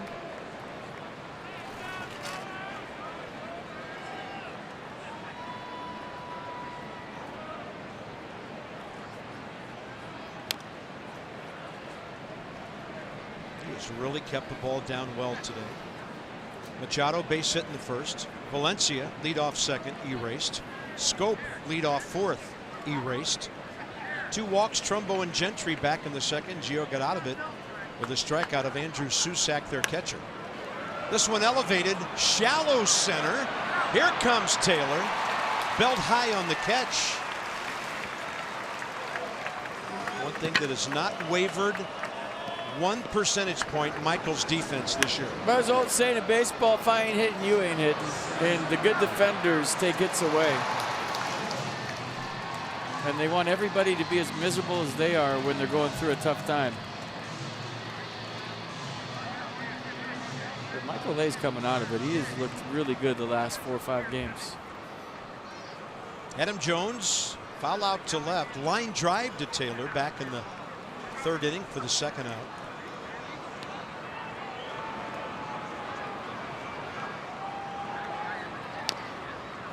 First pitch hook from Gio.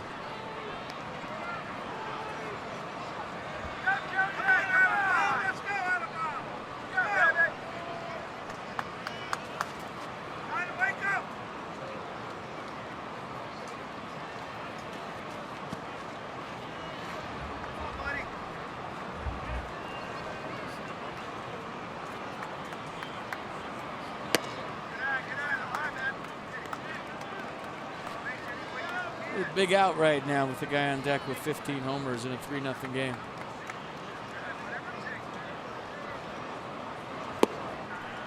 Wow, off speed, a beauty. Really good hitter, ending up with a one-handed swing here. Changeup's been great all day. Best pitch easily.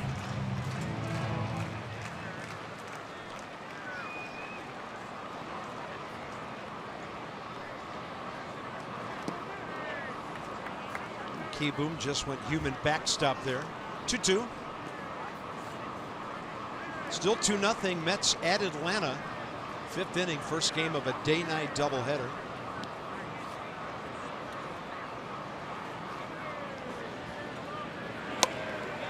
Hitter reaching, and how did Adam Jones do that? Harper's going to drill one to second. Adam Jones turns a tough pitch into a double.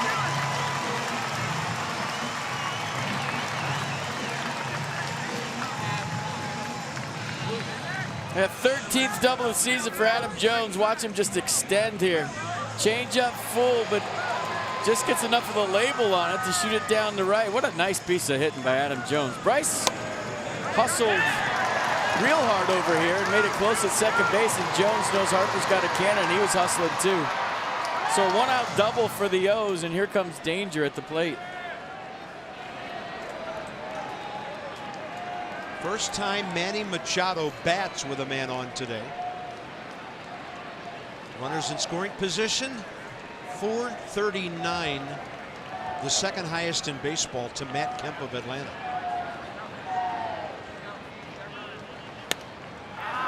Pop up right side. Reynolds, foul ground. He knows his ballpark pretty well. Not a lot of room. That's a huge out. Jonathan Scope is next. Huge out, but here's where you can't take a deep breath and say, whew, just got Manny Machado out. I'm good. Because this guy can do damage too. So bear down, 1 more out. And leave Adam Jones at second. Has to be Gio's mentality right here. Jonathan Scope, huge year last year. Drove in 105 runs, hit 32 homers. Gio misses with the curve. Scope, career against Gonzalez with his 1 for 2 today, 3 for 13.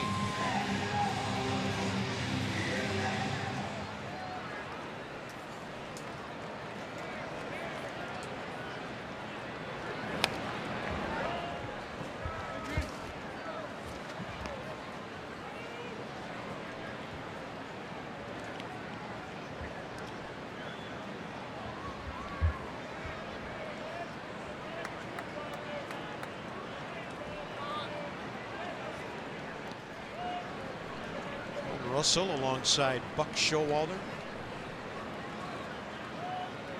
1-1, 2 outs in a 3-run game.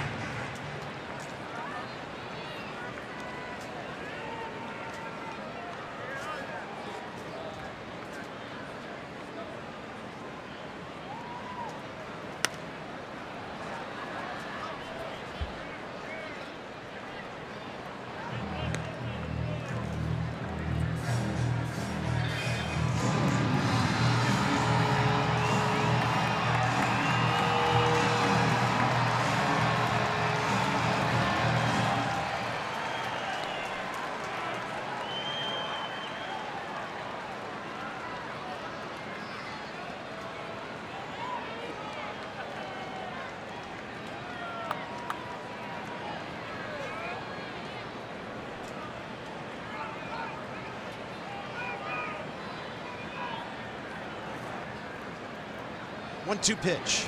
Swing and a miss on a curve. Key boom to Reynolds. On this Memorial Day, USAA honors our fallen heroes. And there's one hero still with us. On your right, Jerry Page. He's the father of our beloved Lisa Hansen on our Masson crew. Jerry, thank you for your service with the U.S. Army in Korea.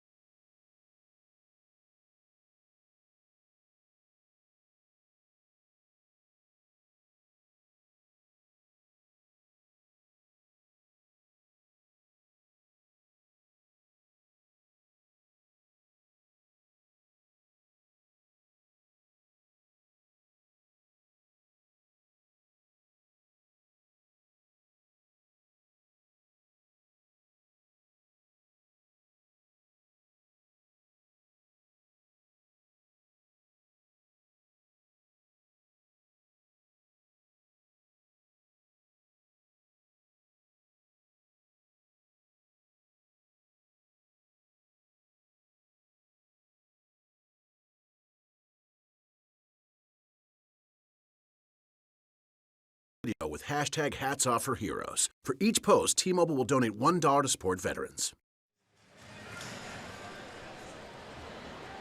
U.S. Navy, thank you, sir, for your service. High home camera at Nationals Park is handled by our good friend Tom Ward. Just a word of hello to Tom. Probably watching up in Frederick today, a veteran of the Vietnam War. We have the honor of his presence every time at home.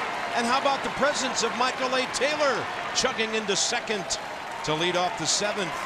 Michael A. continues to grab the extra base hits. Aggressive, a little rollover, but it had some speed to it, that first bounce in that hard dirt in front of home plate. A lot of ballparks soften that dirt in front of home, so that ball doesn't get down the line. Michael A. Taylor will take it with the leadoff double here in the seventh. He said surprised. Michael A's 4 hits on this road trip, all extra bases. A couple of doubles, triple, homer. Here's Defoe. Romer's job is to get the Nats in a position to take a 4-run lead here. It's not like the National League game, no pitcher hitting behind him. It's the catcher, Spencer Keyboom. Lefty, Richard Blyer. I saw R. Blyer and I thought of Rocky Blyer. You have to think of him, don't you?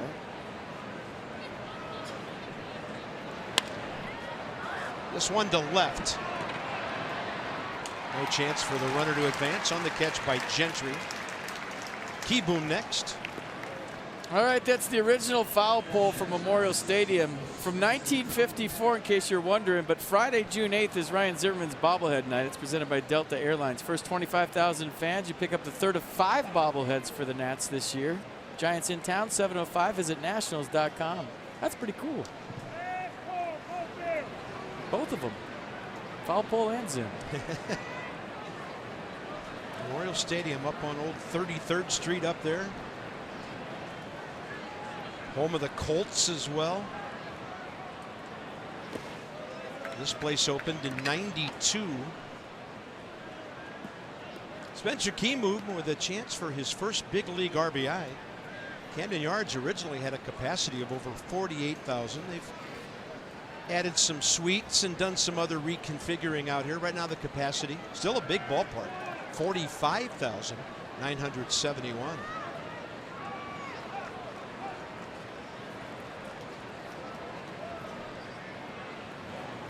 Not to put you on the spot, but I'm gonna. Okay. How do suites work as far as attendance goes? Is it like the sometime- max number of the suite and you just count it as the 45,000, or? I would imagine if a suite sold for the game, that's whatever number of seats are available in there. I guess so. I guess one group can count as 12. There might be a suite with 16. That's a good question to ask our marketing staff when we get back home. Sorry for the random question mid-game, but it just popped into my head. How do you do that? This copyrighted telecast is presented by authority of the Washington Nationals and may not be reproduced or retransmitted in any form. And the accounts and descriptions of this game may not be disseminated without the express written consent of the Washington Nationals. Look at him trying to hold the pose right there. And nice try, Lefty. Very cool. This moment of silence as a collective, unified expression of gratitude to the heroes who lost their lives while protecting the freedoms we enjoy today.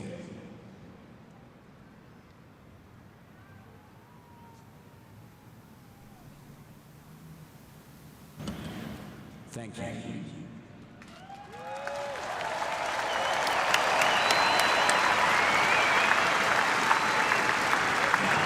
Picking out a time as close to possible as 3 p.m. all over baseball for that honor on Memorial Day.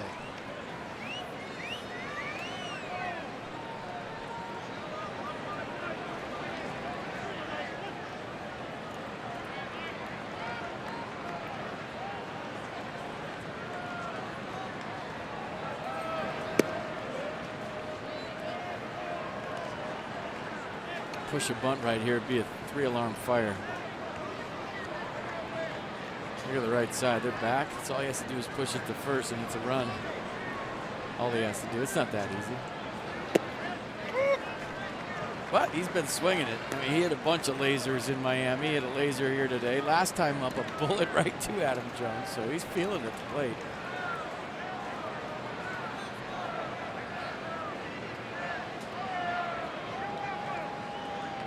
Trying to get to slam range here. Up and in, 2-1.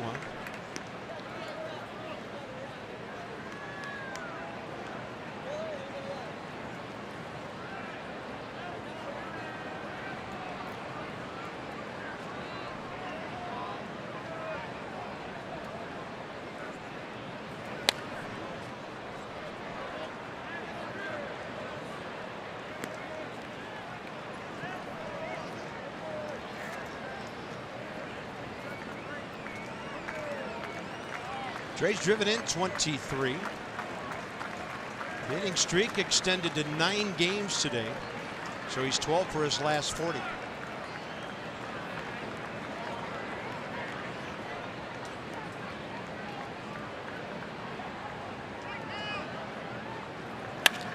This one right at Jonathan Scope. Time to stretch in Baltimore. 3-0 Nats on the Rendon 3rd inning homer.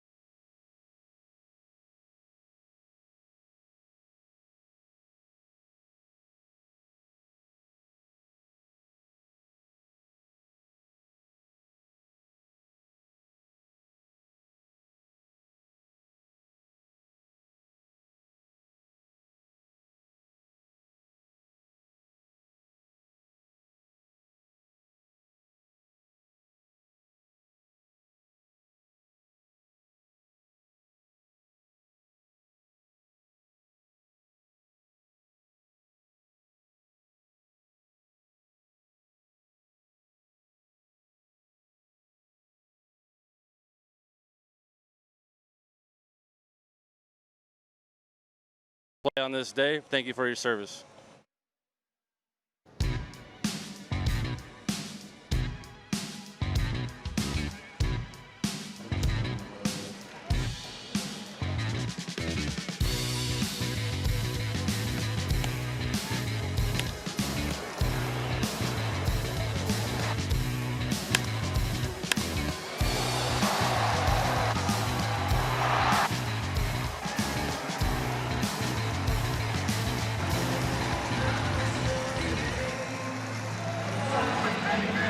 One swing, the difference.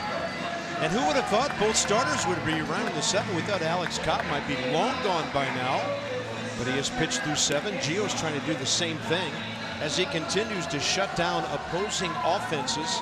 So Rendon's homer and Bryce Harper's walk right before it. Big plays in this game after the Turner base hit back in the 3rd.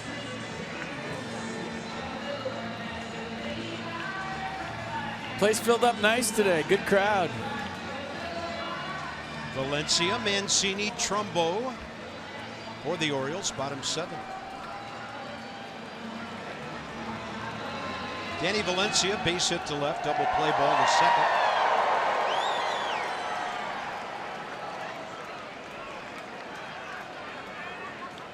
Never has had the long inning today. 9 ground ball outs still.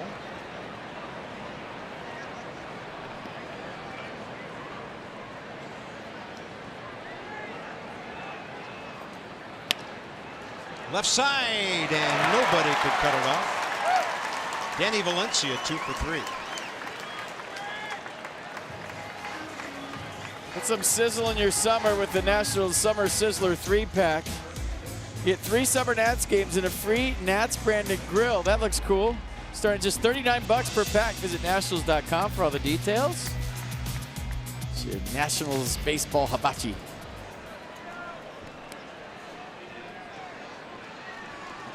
Mancini, 2 ground balls today. Remember when hibachis were all the rage? Oh, I had one on my patio. Everybody did. Until places started burning down. Yeah, Debbie and I had one on our little balcony in our first apartment. She keeping close eye, to say the least. And a new husband trying to cook. Are you kidding me? 0-2. Oh, distance. Close. Take another ground ball right here. Nats have turned 2 today and 40 on the year. Leadoff single in the 2nd, double play. Leadoff single in the 4th, double play. Leadoff single in the 7th, ...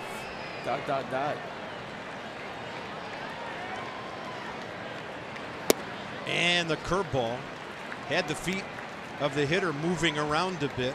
Mercedes-Benz will show a pretty close 0-2. The glove can't hit the dirt and get a strike. This doesn't happen. That happens. Turner, Defoe, and 3 by the Nats today. 11 ground ball outs for Gio. 2 outs in the 7th. There it is. Little 6-4-3. Great turn by Wilmer. Little off stride right there, but watch the arm strength make up for the off-balance throw. Wow, that's high advanced stuff right there from Wilmer Defoe. He's got such a strong arm. He came across that bag. He knew he had to hurry. Didn't have time to set his feet. Threw it off the wrong foot at about 80+ miles an hour, right on the money to Mark Reynolds. That was pretty. You see that again around the bag. That's Robinson Cano-like. Maybe not quite as quiet as Cano comes across the bag, but either way, that was a pretty turn by Wilmer. That's how you had to turn them in the old days when guys were coming to get you. Check it out. Same angle one more time. Good feed by Trey, but watch Wilmer come flying across the bag. Clears himself, but throws off the right foot across his body right on the money. Nicely done. 2-0. Ground ball. Rendon near the line in the late innings. Bangs it to first. Gio Gonzalez through 7. These starters have been something else.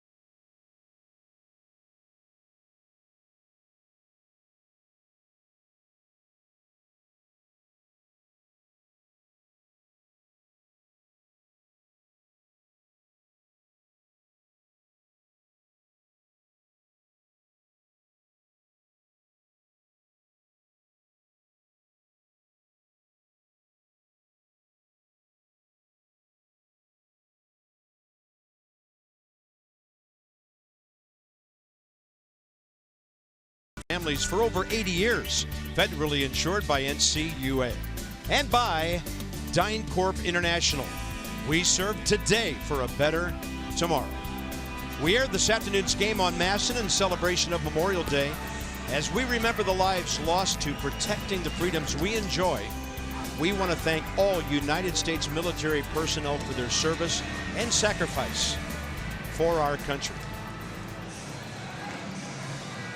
It's time for some Fios by Verizon Expo. Go back to the 5th inning. Andrew Susak gives it a ride to right, and Bryce Harper goes up against the wall and robbed extra bases. Here comes the Exmo. Concentration. Hobson just in the web of the glove. The 100% fiber optic network means more speed for more devices. Visit getfios.com. Lefty, lefty, Richard Blyer. Choose a winning team for your vehicle. Jiffy Lube for value and convenience. JiffyLubeDC.com. 31-year-old lefty. And Bryce is 1-for-1 career against him.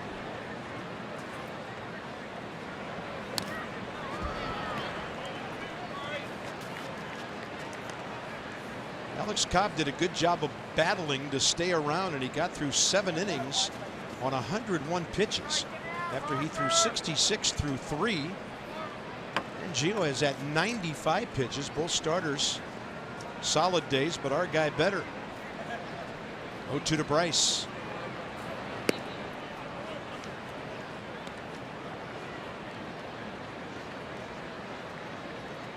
And Blyer fastball, he'll cut the fastball. He's got a slider and a changeup. Fastball between 85 and 90.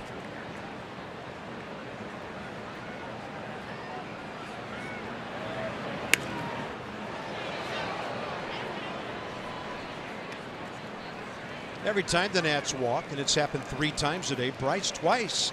CareFirst Blue Cross Blue Shield contributes $50 to support Boys and Girls Clubs of Greater Washington. 205, 10 grand, 250. Take that first step towards a healthier, more active lifestyle, says CareFirst. Take a walk. Bryce Harper lifting one to deep left center. Middle plate for Jones. First out, 8th inning.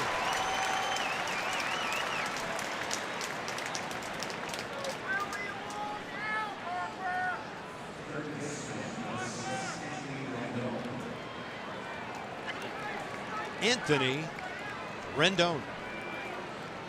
Now 3 career homers, 10 RBIs against Baltimore pitching over the years. Is homer the difference in this contest?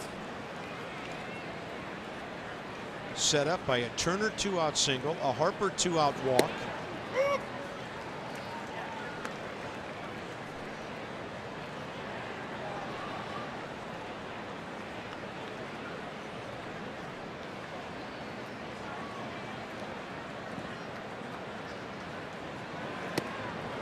That breaking ball ended up near his left hip as he turned away. 1-1.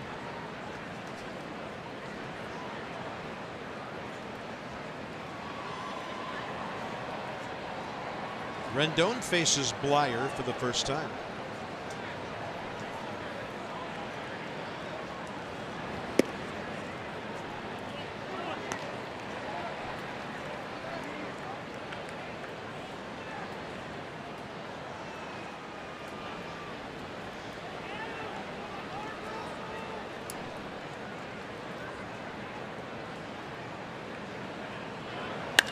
This ball drilled to right center.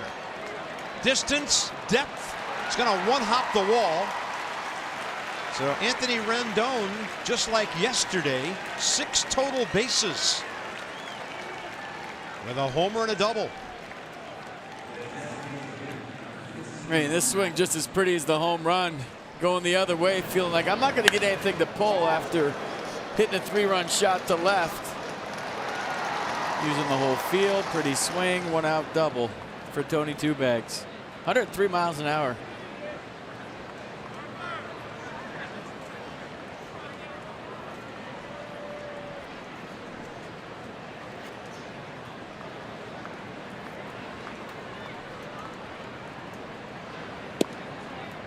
Matt Adams, first time against Bly. Bottom two in the Baltimore order coming up in the 8th. This game will take us through the middle of their order, and Manny Machado again.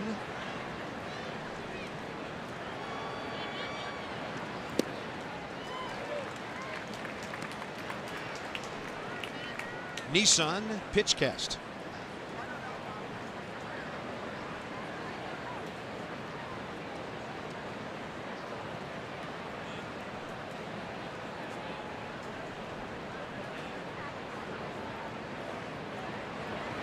Adams up the middle. Here comes Rendon. Adam Jones, no chance for a throw. The Nats 4-0. RBI 31 for Matt Adams. And another 2-hit game. Tell you what, this lineup, all of a sudden, with the addition of Mark Reynolds and Juan Soto, has just got a different look. You know, I know there's a lot of studs missing right now, but the way Matt Adams has performed since opening day, righty, lefty, it just doesn't matter. Right back up the middle, barrel on baseball. He can hit a fastball. He's shown you that. And Anthony Rendon was only on second base for a minute, and Matt Adams drove him in to make it 4-0. Adams is now 7 for his last 16 with 5 runs batted in 5 games. I mean, this isn't a reach. If he keeps doing what he's doing, he might be playing in that game at Nats Park during the All-Star break. He just got to get his at-bats. Yeah, 6 in the league in homers, just out of the top 10 in RBIs. Reynolds 0 for 2 with a walk today. He's faced Blyer before, and he has a single and 2 trips. 4-7-0 Nats, 0-5-0 Orioles. I mean, if he's got 4 or 5 more home runs, 16, 17 home runs, and he's hitting around 300, and he keeps driving in runs, Carp, I mean, why not Matt Adams for an All-Star game? He's got another month and a half to do it. It's not the craziest thing in the world to think about.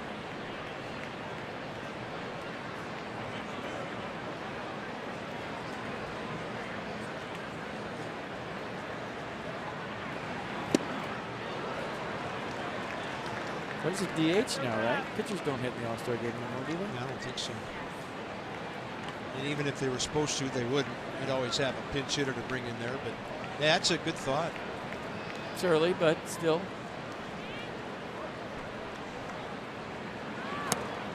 A lot of off-speed stuff after he fell behind, way behind, and Mark Reynolds kind of walking out of there after seeing a couple of nasty breaking balls.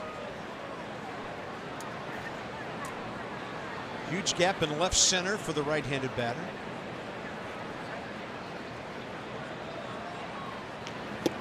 Got him. It's only Mark Reynolds' 5th strikeout in 32 official at-bats as an Nat. 2 down here in the 8th.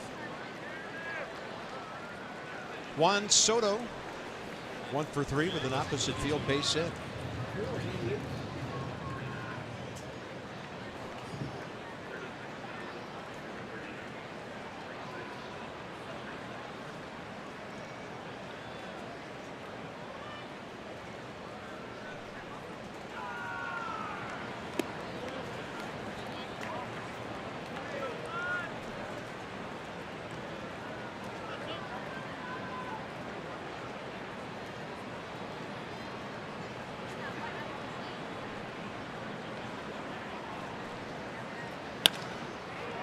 The other way, and Soto's 2 for 4.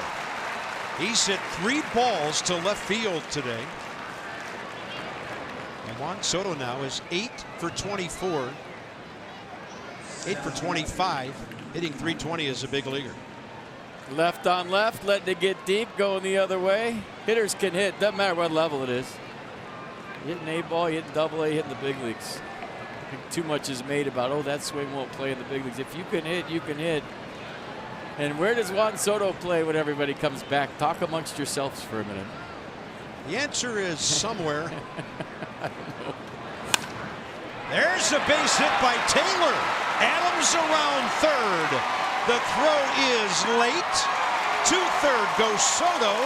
5-0 Washington.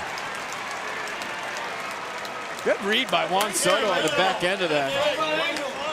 And stay hot Michael Taylor, 0 for 2 into a 2 for 4 with an RBI double last time up, and now a knock this time up to score a run. Line is moving. We've been saying that a lot lately. And you're wondering if Bob Henley was going to send the big fella? Come on. You haven't seen Nats baseball if you thought he was going to hold him at third. Kind of spiked his knee hard into the dirt on that slide. Big 2-out knock by Michael A. Michael A is having a good road trip. So 5 hits on the road trip for Michael A. The Nats have won 10 of their last 11. They're in position to add another one on the left side. 5.5 runs a game. Homers in abundance. The pitchers doing great. ERA, look at that. ERA and the opponent's batting average. 100th of a run apart. If the Nats win and the Braves don't come back in that 2-0 game, these boys are tied for first place. And the Braves have to play the Mets again tonight. So Defoe steps in, getting ready to hit right-handed. First and third. 2 outs, 2 runs in.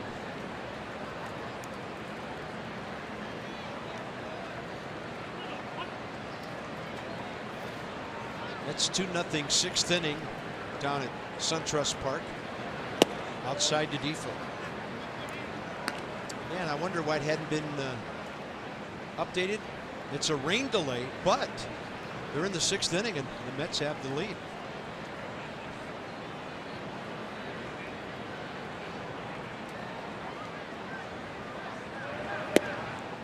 And that ball just drifting away like the first one, 2-0. Wilmer Defoe, 1 for 1 career against Blyer.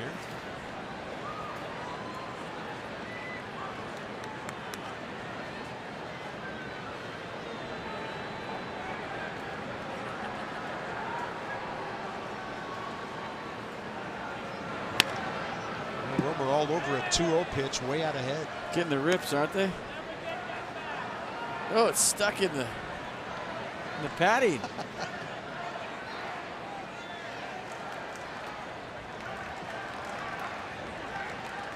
I'll tell you what, Bob Henley's been hearing it from the fans over there. If he didn't give that ball to a kid, maybe he can't because of the netting. Yeah, the netting is in front of them. They really have long netting here, way down beyond the dugouts. And that's a byproduct of how cozy it is in foul territory here. I remember when Camden Yards opened in '92. The old cookie cutter stadiums had tons of room in foul ground, not this place.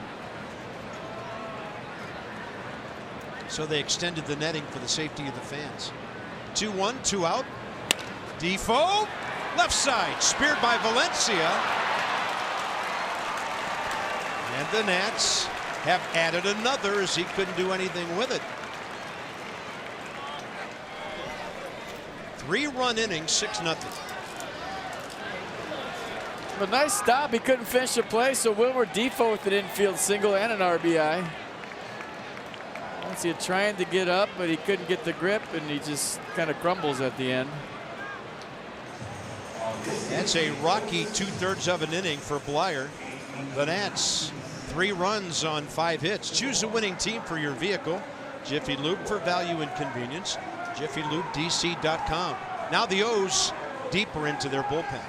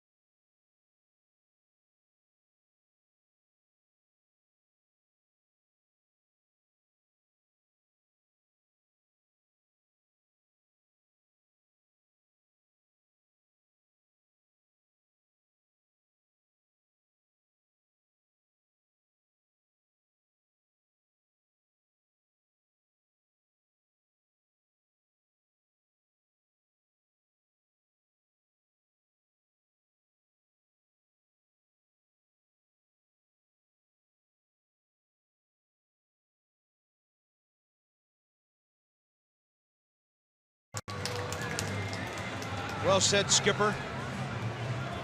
Davies team up 6-0. Tomorrow it's a night game. Jeremy Hellickson, 1 earned run or less in his last 4 starts, and the Nats are 4-0 during that time. He'll be taking on the young fireballer Dylan Bundy, coming off a complete win Thursday at Chicago against the Sox, the second complete game of his career. We'll get you going. Nats Extra, Johnny and Ray in the studio, 6:30. Masson 2, FP and I will join you 7 o'clock, straight up. Right-hander Miguel Castro, first appearance against the Nats. He is just 23 years of age. 39 games for the O's last year with 1 start. This is his 20th appearance. Previous big league time with the Blue Jays and the Rockies. I'll tell you what, Gio and Spencer have never worked together until today, and give Spencer Kieboom, regardless if he gets a hit here or not, a big thumbs up for his performance behind the plate. Putting down the right digits. Had a good tempo going with Gio all day. 7 shutout innings. So for a young catcher, yeah, would you like to get a hit right here and check in for the day? Of course, you work hard at your hitting, but you should take great pride in what he did behind the plate today with Gio Gonzalez. And you know, Gio, he gets used to his catchers. He's had personal catchers in the past where he felt comfortable with Jose Lobaton, so they worked together. And first time with Spencer today, they did a nice job with tempo. There wasn't a lot of shaking off. He put down the right digits. So give Spencer, the young catcher, a lot of credit for what he did here with the left-hander today. Nice job.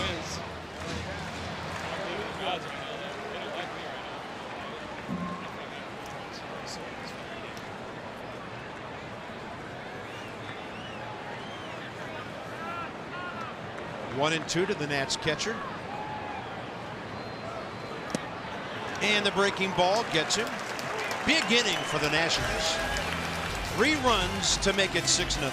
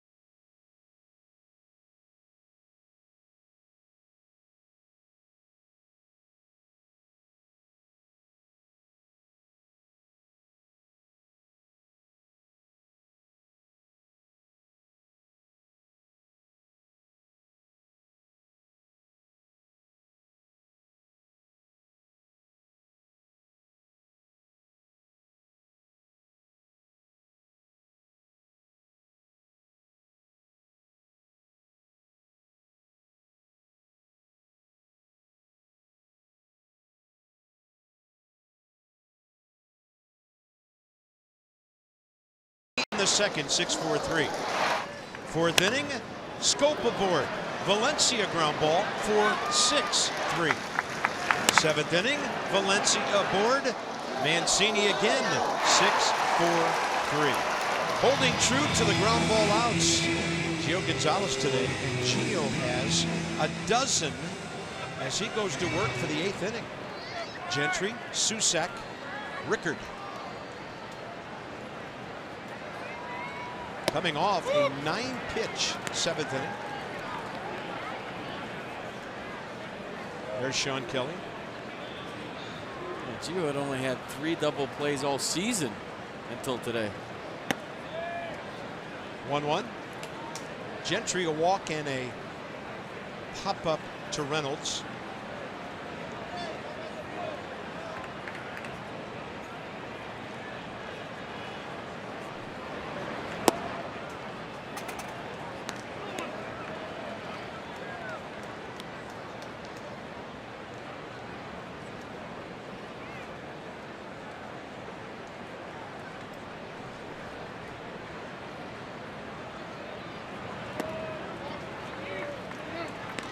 time for Toyota K's for Kids. Washington area Toyota dealers help children and families by making a $44 donation to the Children's Inn at NIH for every strikeout by Nats pitcher this season. 3-1 pitch. Another ground ball. Nice big hop for Trey Turner. Out is Gentry. Gio trying to go 8 for the first time since last July at Miami.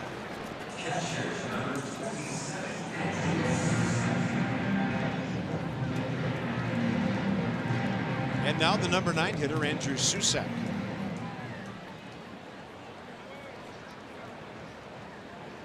A quick 7th I referenced, and now 5 pitches to get the first out in the 8th. 4 complete games. The last one was 2013 for Gio. That was at the Mets. We had the near no-hitter. Remember that one when double Lutz hit the ball down the line? Yeah.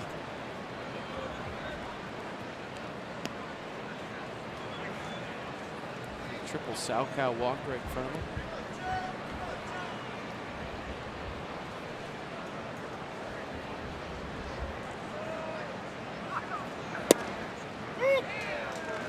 One and 2.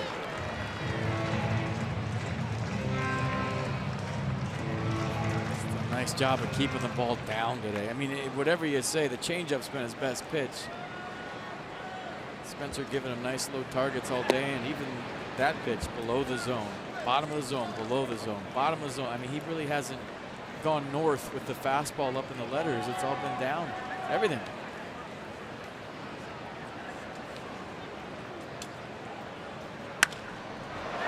Well hit to center. Taylor back. Plenty of room, 2 down. I jinxed that so hard. Did you see that pitch? It was up. Maybe the first one he threw all day up. It stayed in the yard, so you get a reprieve from the governor on that one. He's been down all day, Bob. Boom. Gotta mix it up, change eye levels here and Not there. the best color man in the league for nothing.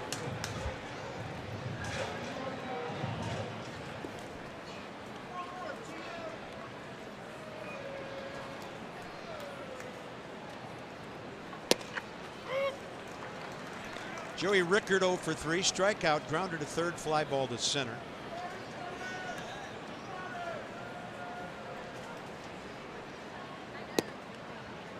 Slow down. Might be going too fast right now.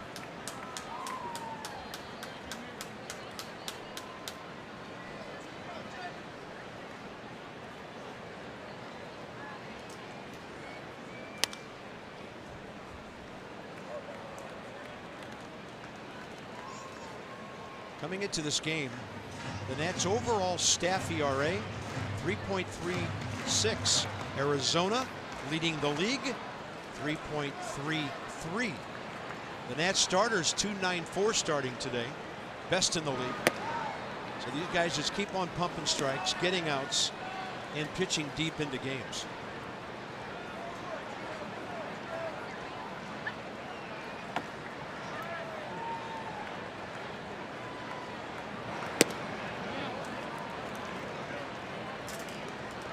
$110.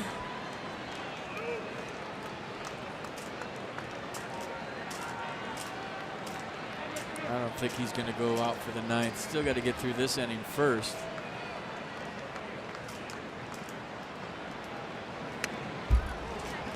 I mean, why, right? Yeah.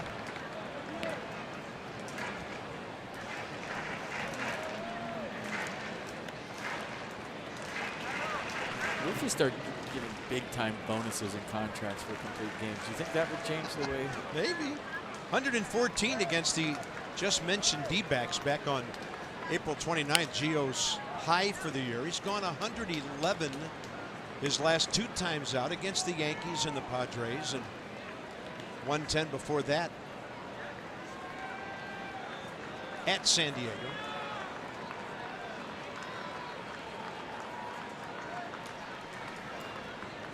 Payoff pitch.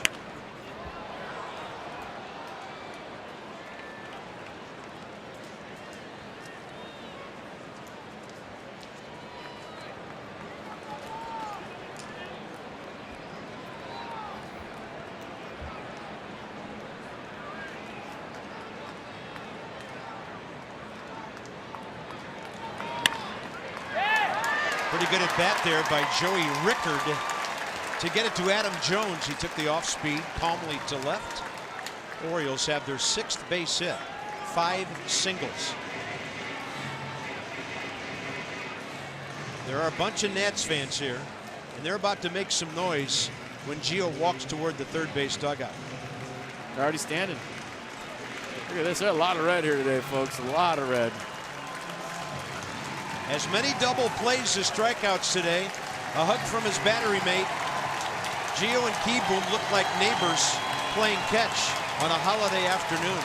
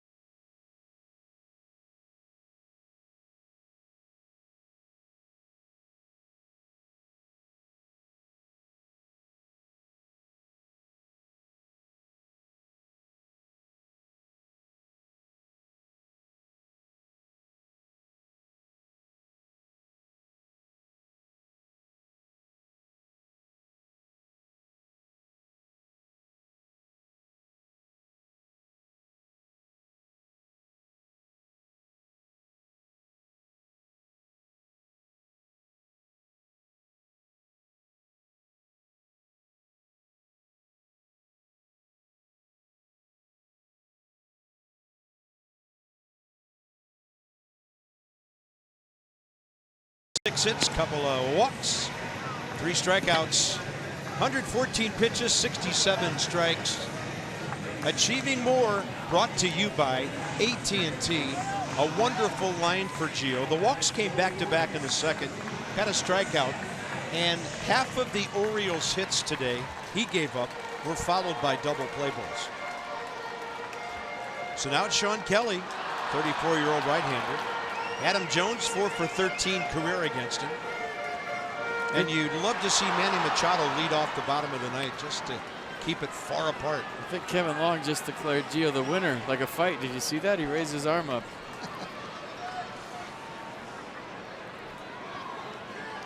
Still get some outs to get. Jones now will get Machado to the plate. Rickard to third. Taylor throws to third. And that allows Adam Jones to go to second.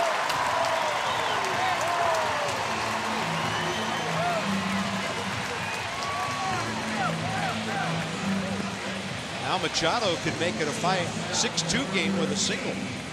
Well, down by 6, this isn't a good gamble by Rickard. So you understand why Michael A. Taylor threw this, because he throws people out. If he had to do it again, he'd probably pump fake and go to second base. It's hard to take the aggressiveness out of Michael A. Taylor when he's so good at throwing people out. Manny Machado, 2 for 4 career against Sean Kelly. Both singles. Gio responsible for Rickard at third. Great breaking ball by Kelly. Wow. Slider, Manny betting fastball. That's simple. Manny trying to make it a 3-run game.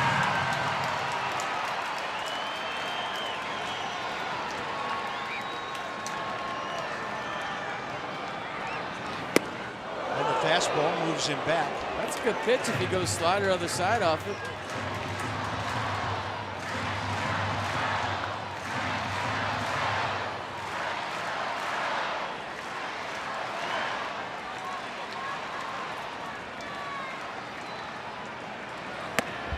Upstairs with the heater.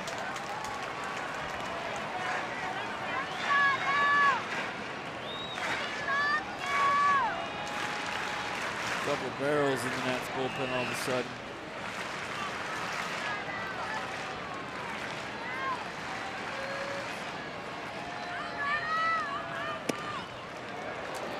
Three and one.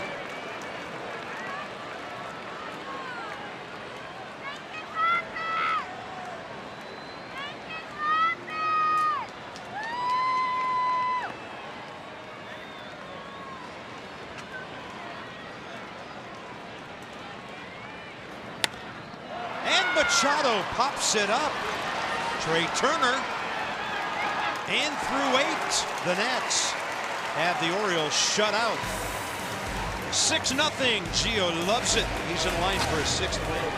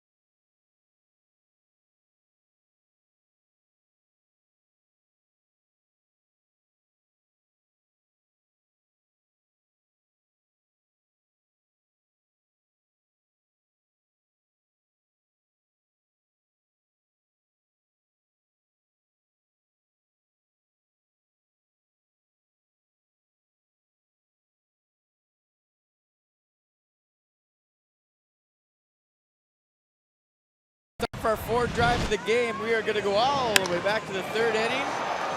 A walk by Bryce Harper kept the inning going after a Trey Turner 2-out single. Anthony Rendon goes deep. Hurry to your local Ford dealers for great savings on cars, trucks, and SUVs. That had to be your 4th drive of the game. You kind of knew it at the time.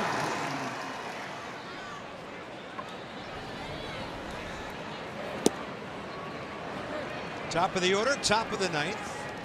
Trey trying to turn this one into a 2 for 5 today as he sees Miguel Castro for the first time.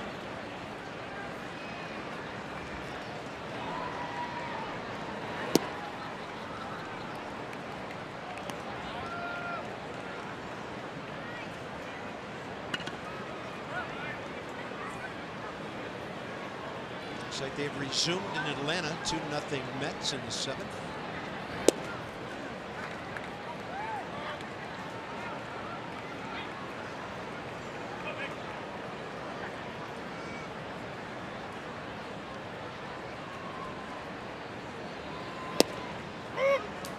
Nice location on the fastball, 3-1.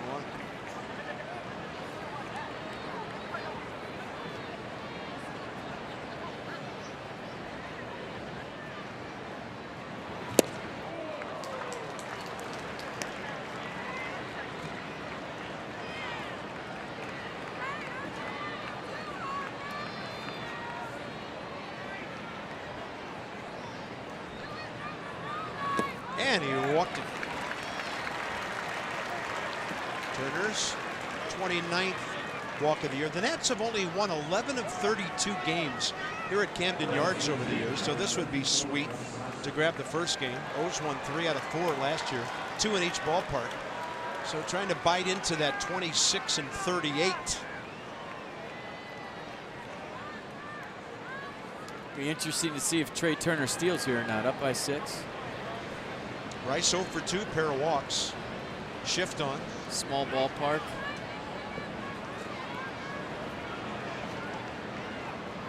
I don't know. Let's see.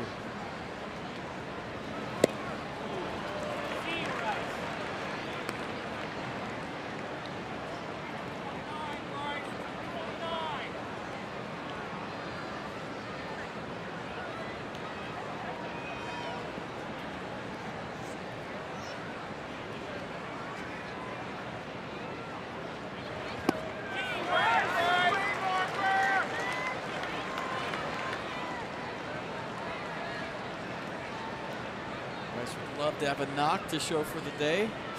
0 for 2 into a 1 for 3. And that's double-digit hits again. 11 yesterday, 10 Friday. Been a hitterish road trip so far. And Bryce will pop this one up out into short center. Jonathan Scope, first out, 9th inning.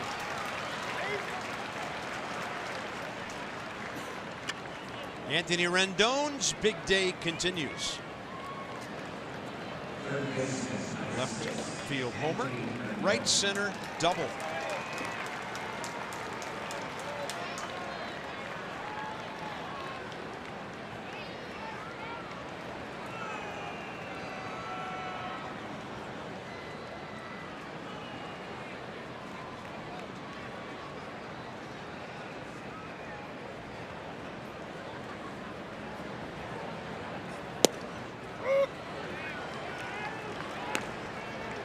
Nothing strike.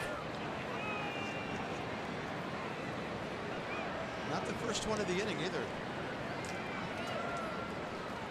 Hey, umps want to have barbecues on Memorial Day too.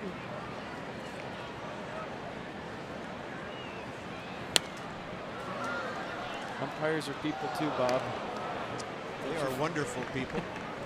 And they get fewer days off than anybody does. Let's see. We have 74 years of big league experience on this crew today. Andy Fletcher, Jeff Nelson, Laz Diaz, and Manny Gonzalez. 0-2 with 1 out.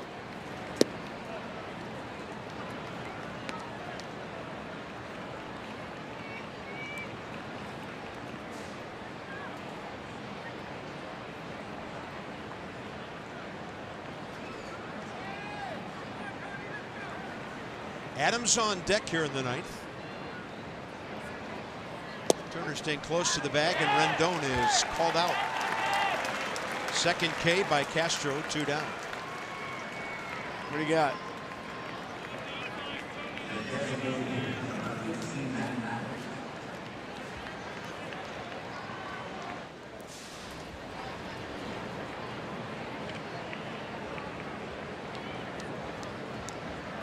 Adams 2 for 4, RBI single last time up. That was a big hit. Made it 4-0. Got the Nats 2 slam range, and they went beyond it with RBI hits by Taylor and Defoe.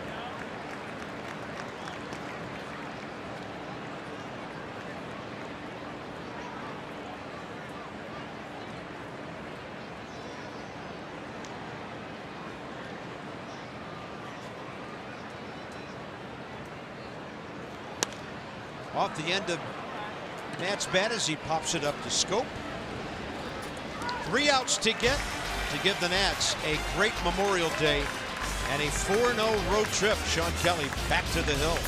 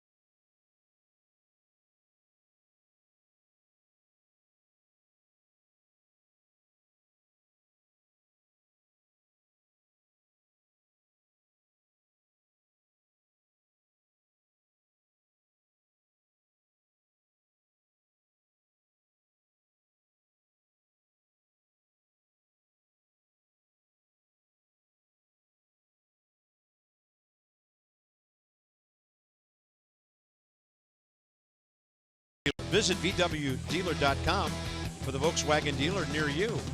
By Night Point Systems, they offer the technology you need when you need it.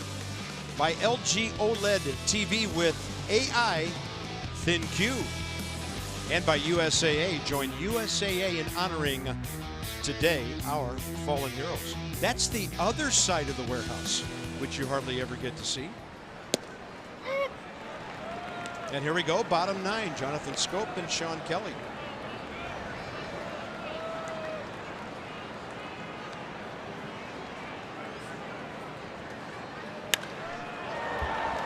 And a high drive to deep left. Soto, long way to go. Camps catches, 1 out. Next two, Valencia and Mancini. Jeremy Hellickson, Dylan Bundy tomorrow night.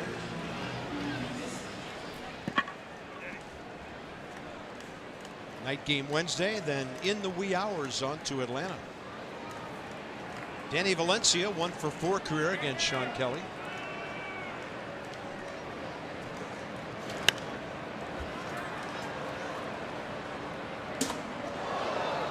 Oh, yeah. Right off the speaker. It's going to cost a few bucks. You like carnage and destruction of property, don't you? It's the best. You're a little kid playing in kid's game. Yeah. In a stadium where you can break things and it's cool. And then you win a championship and you spray stuff on each other. It's just you get in trouble. Break things. To the right side, Defoe. 2 now. Yeah, this level, you break something, you don't have to run down the alley anymore. Johnny Holiday and Ray Knight. Andy Martinez can't wait to speak as part of Nats Extra postgame, so he's going to have a big swig right there and get ready to answer the questions about this one.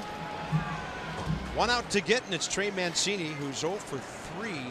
He's hit into 2 double play balls today.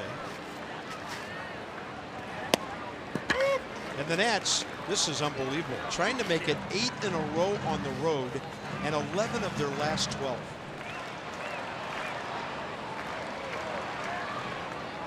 Overall, trying to make it 19 of the last 25 if they can win their 4th in a row here.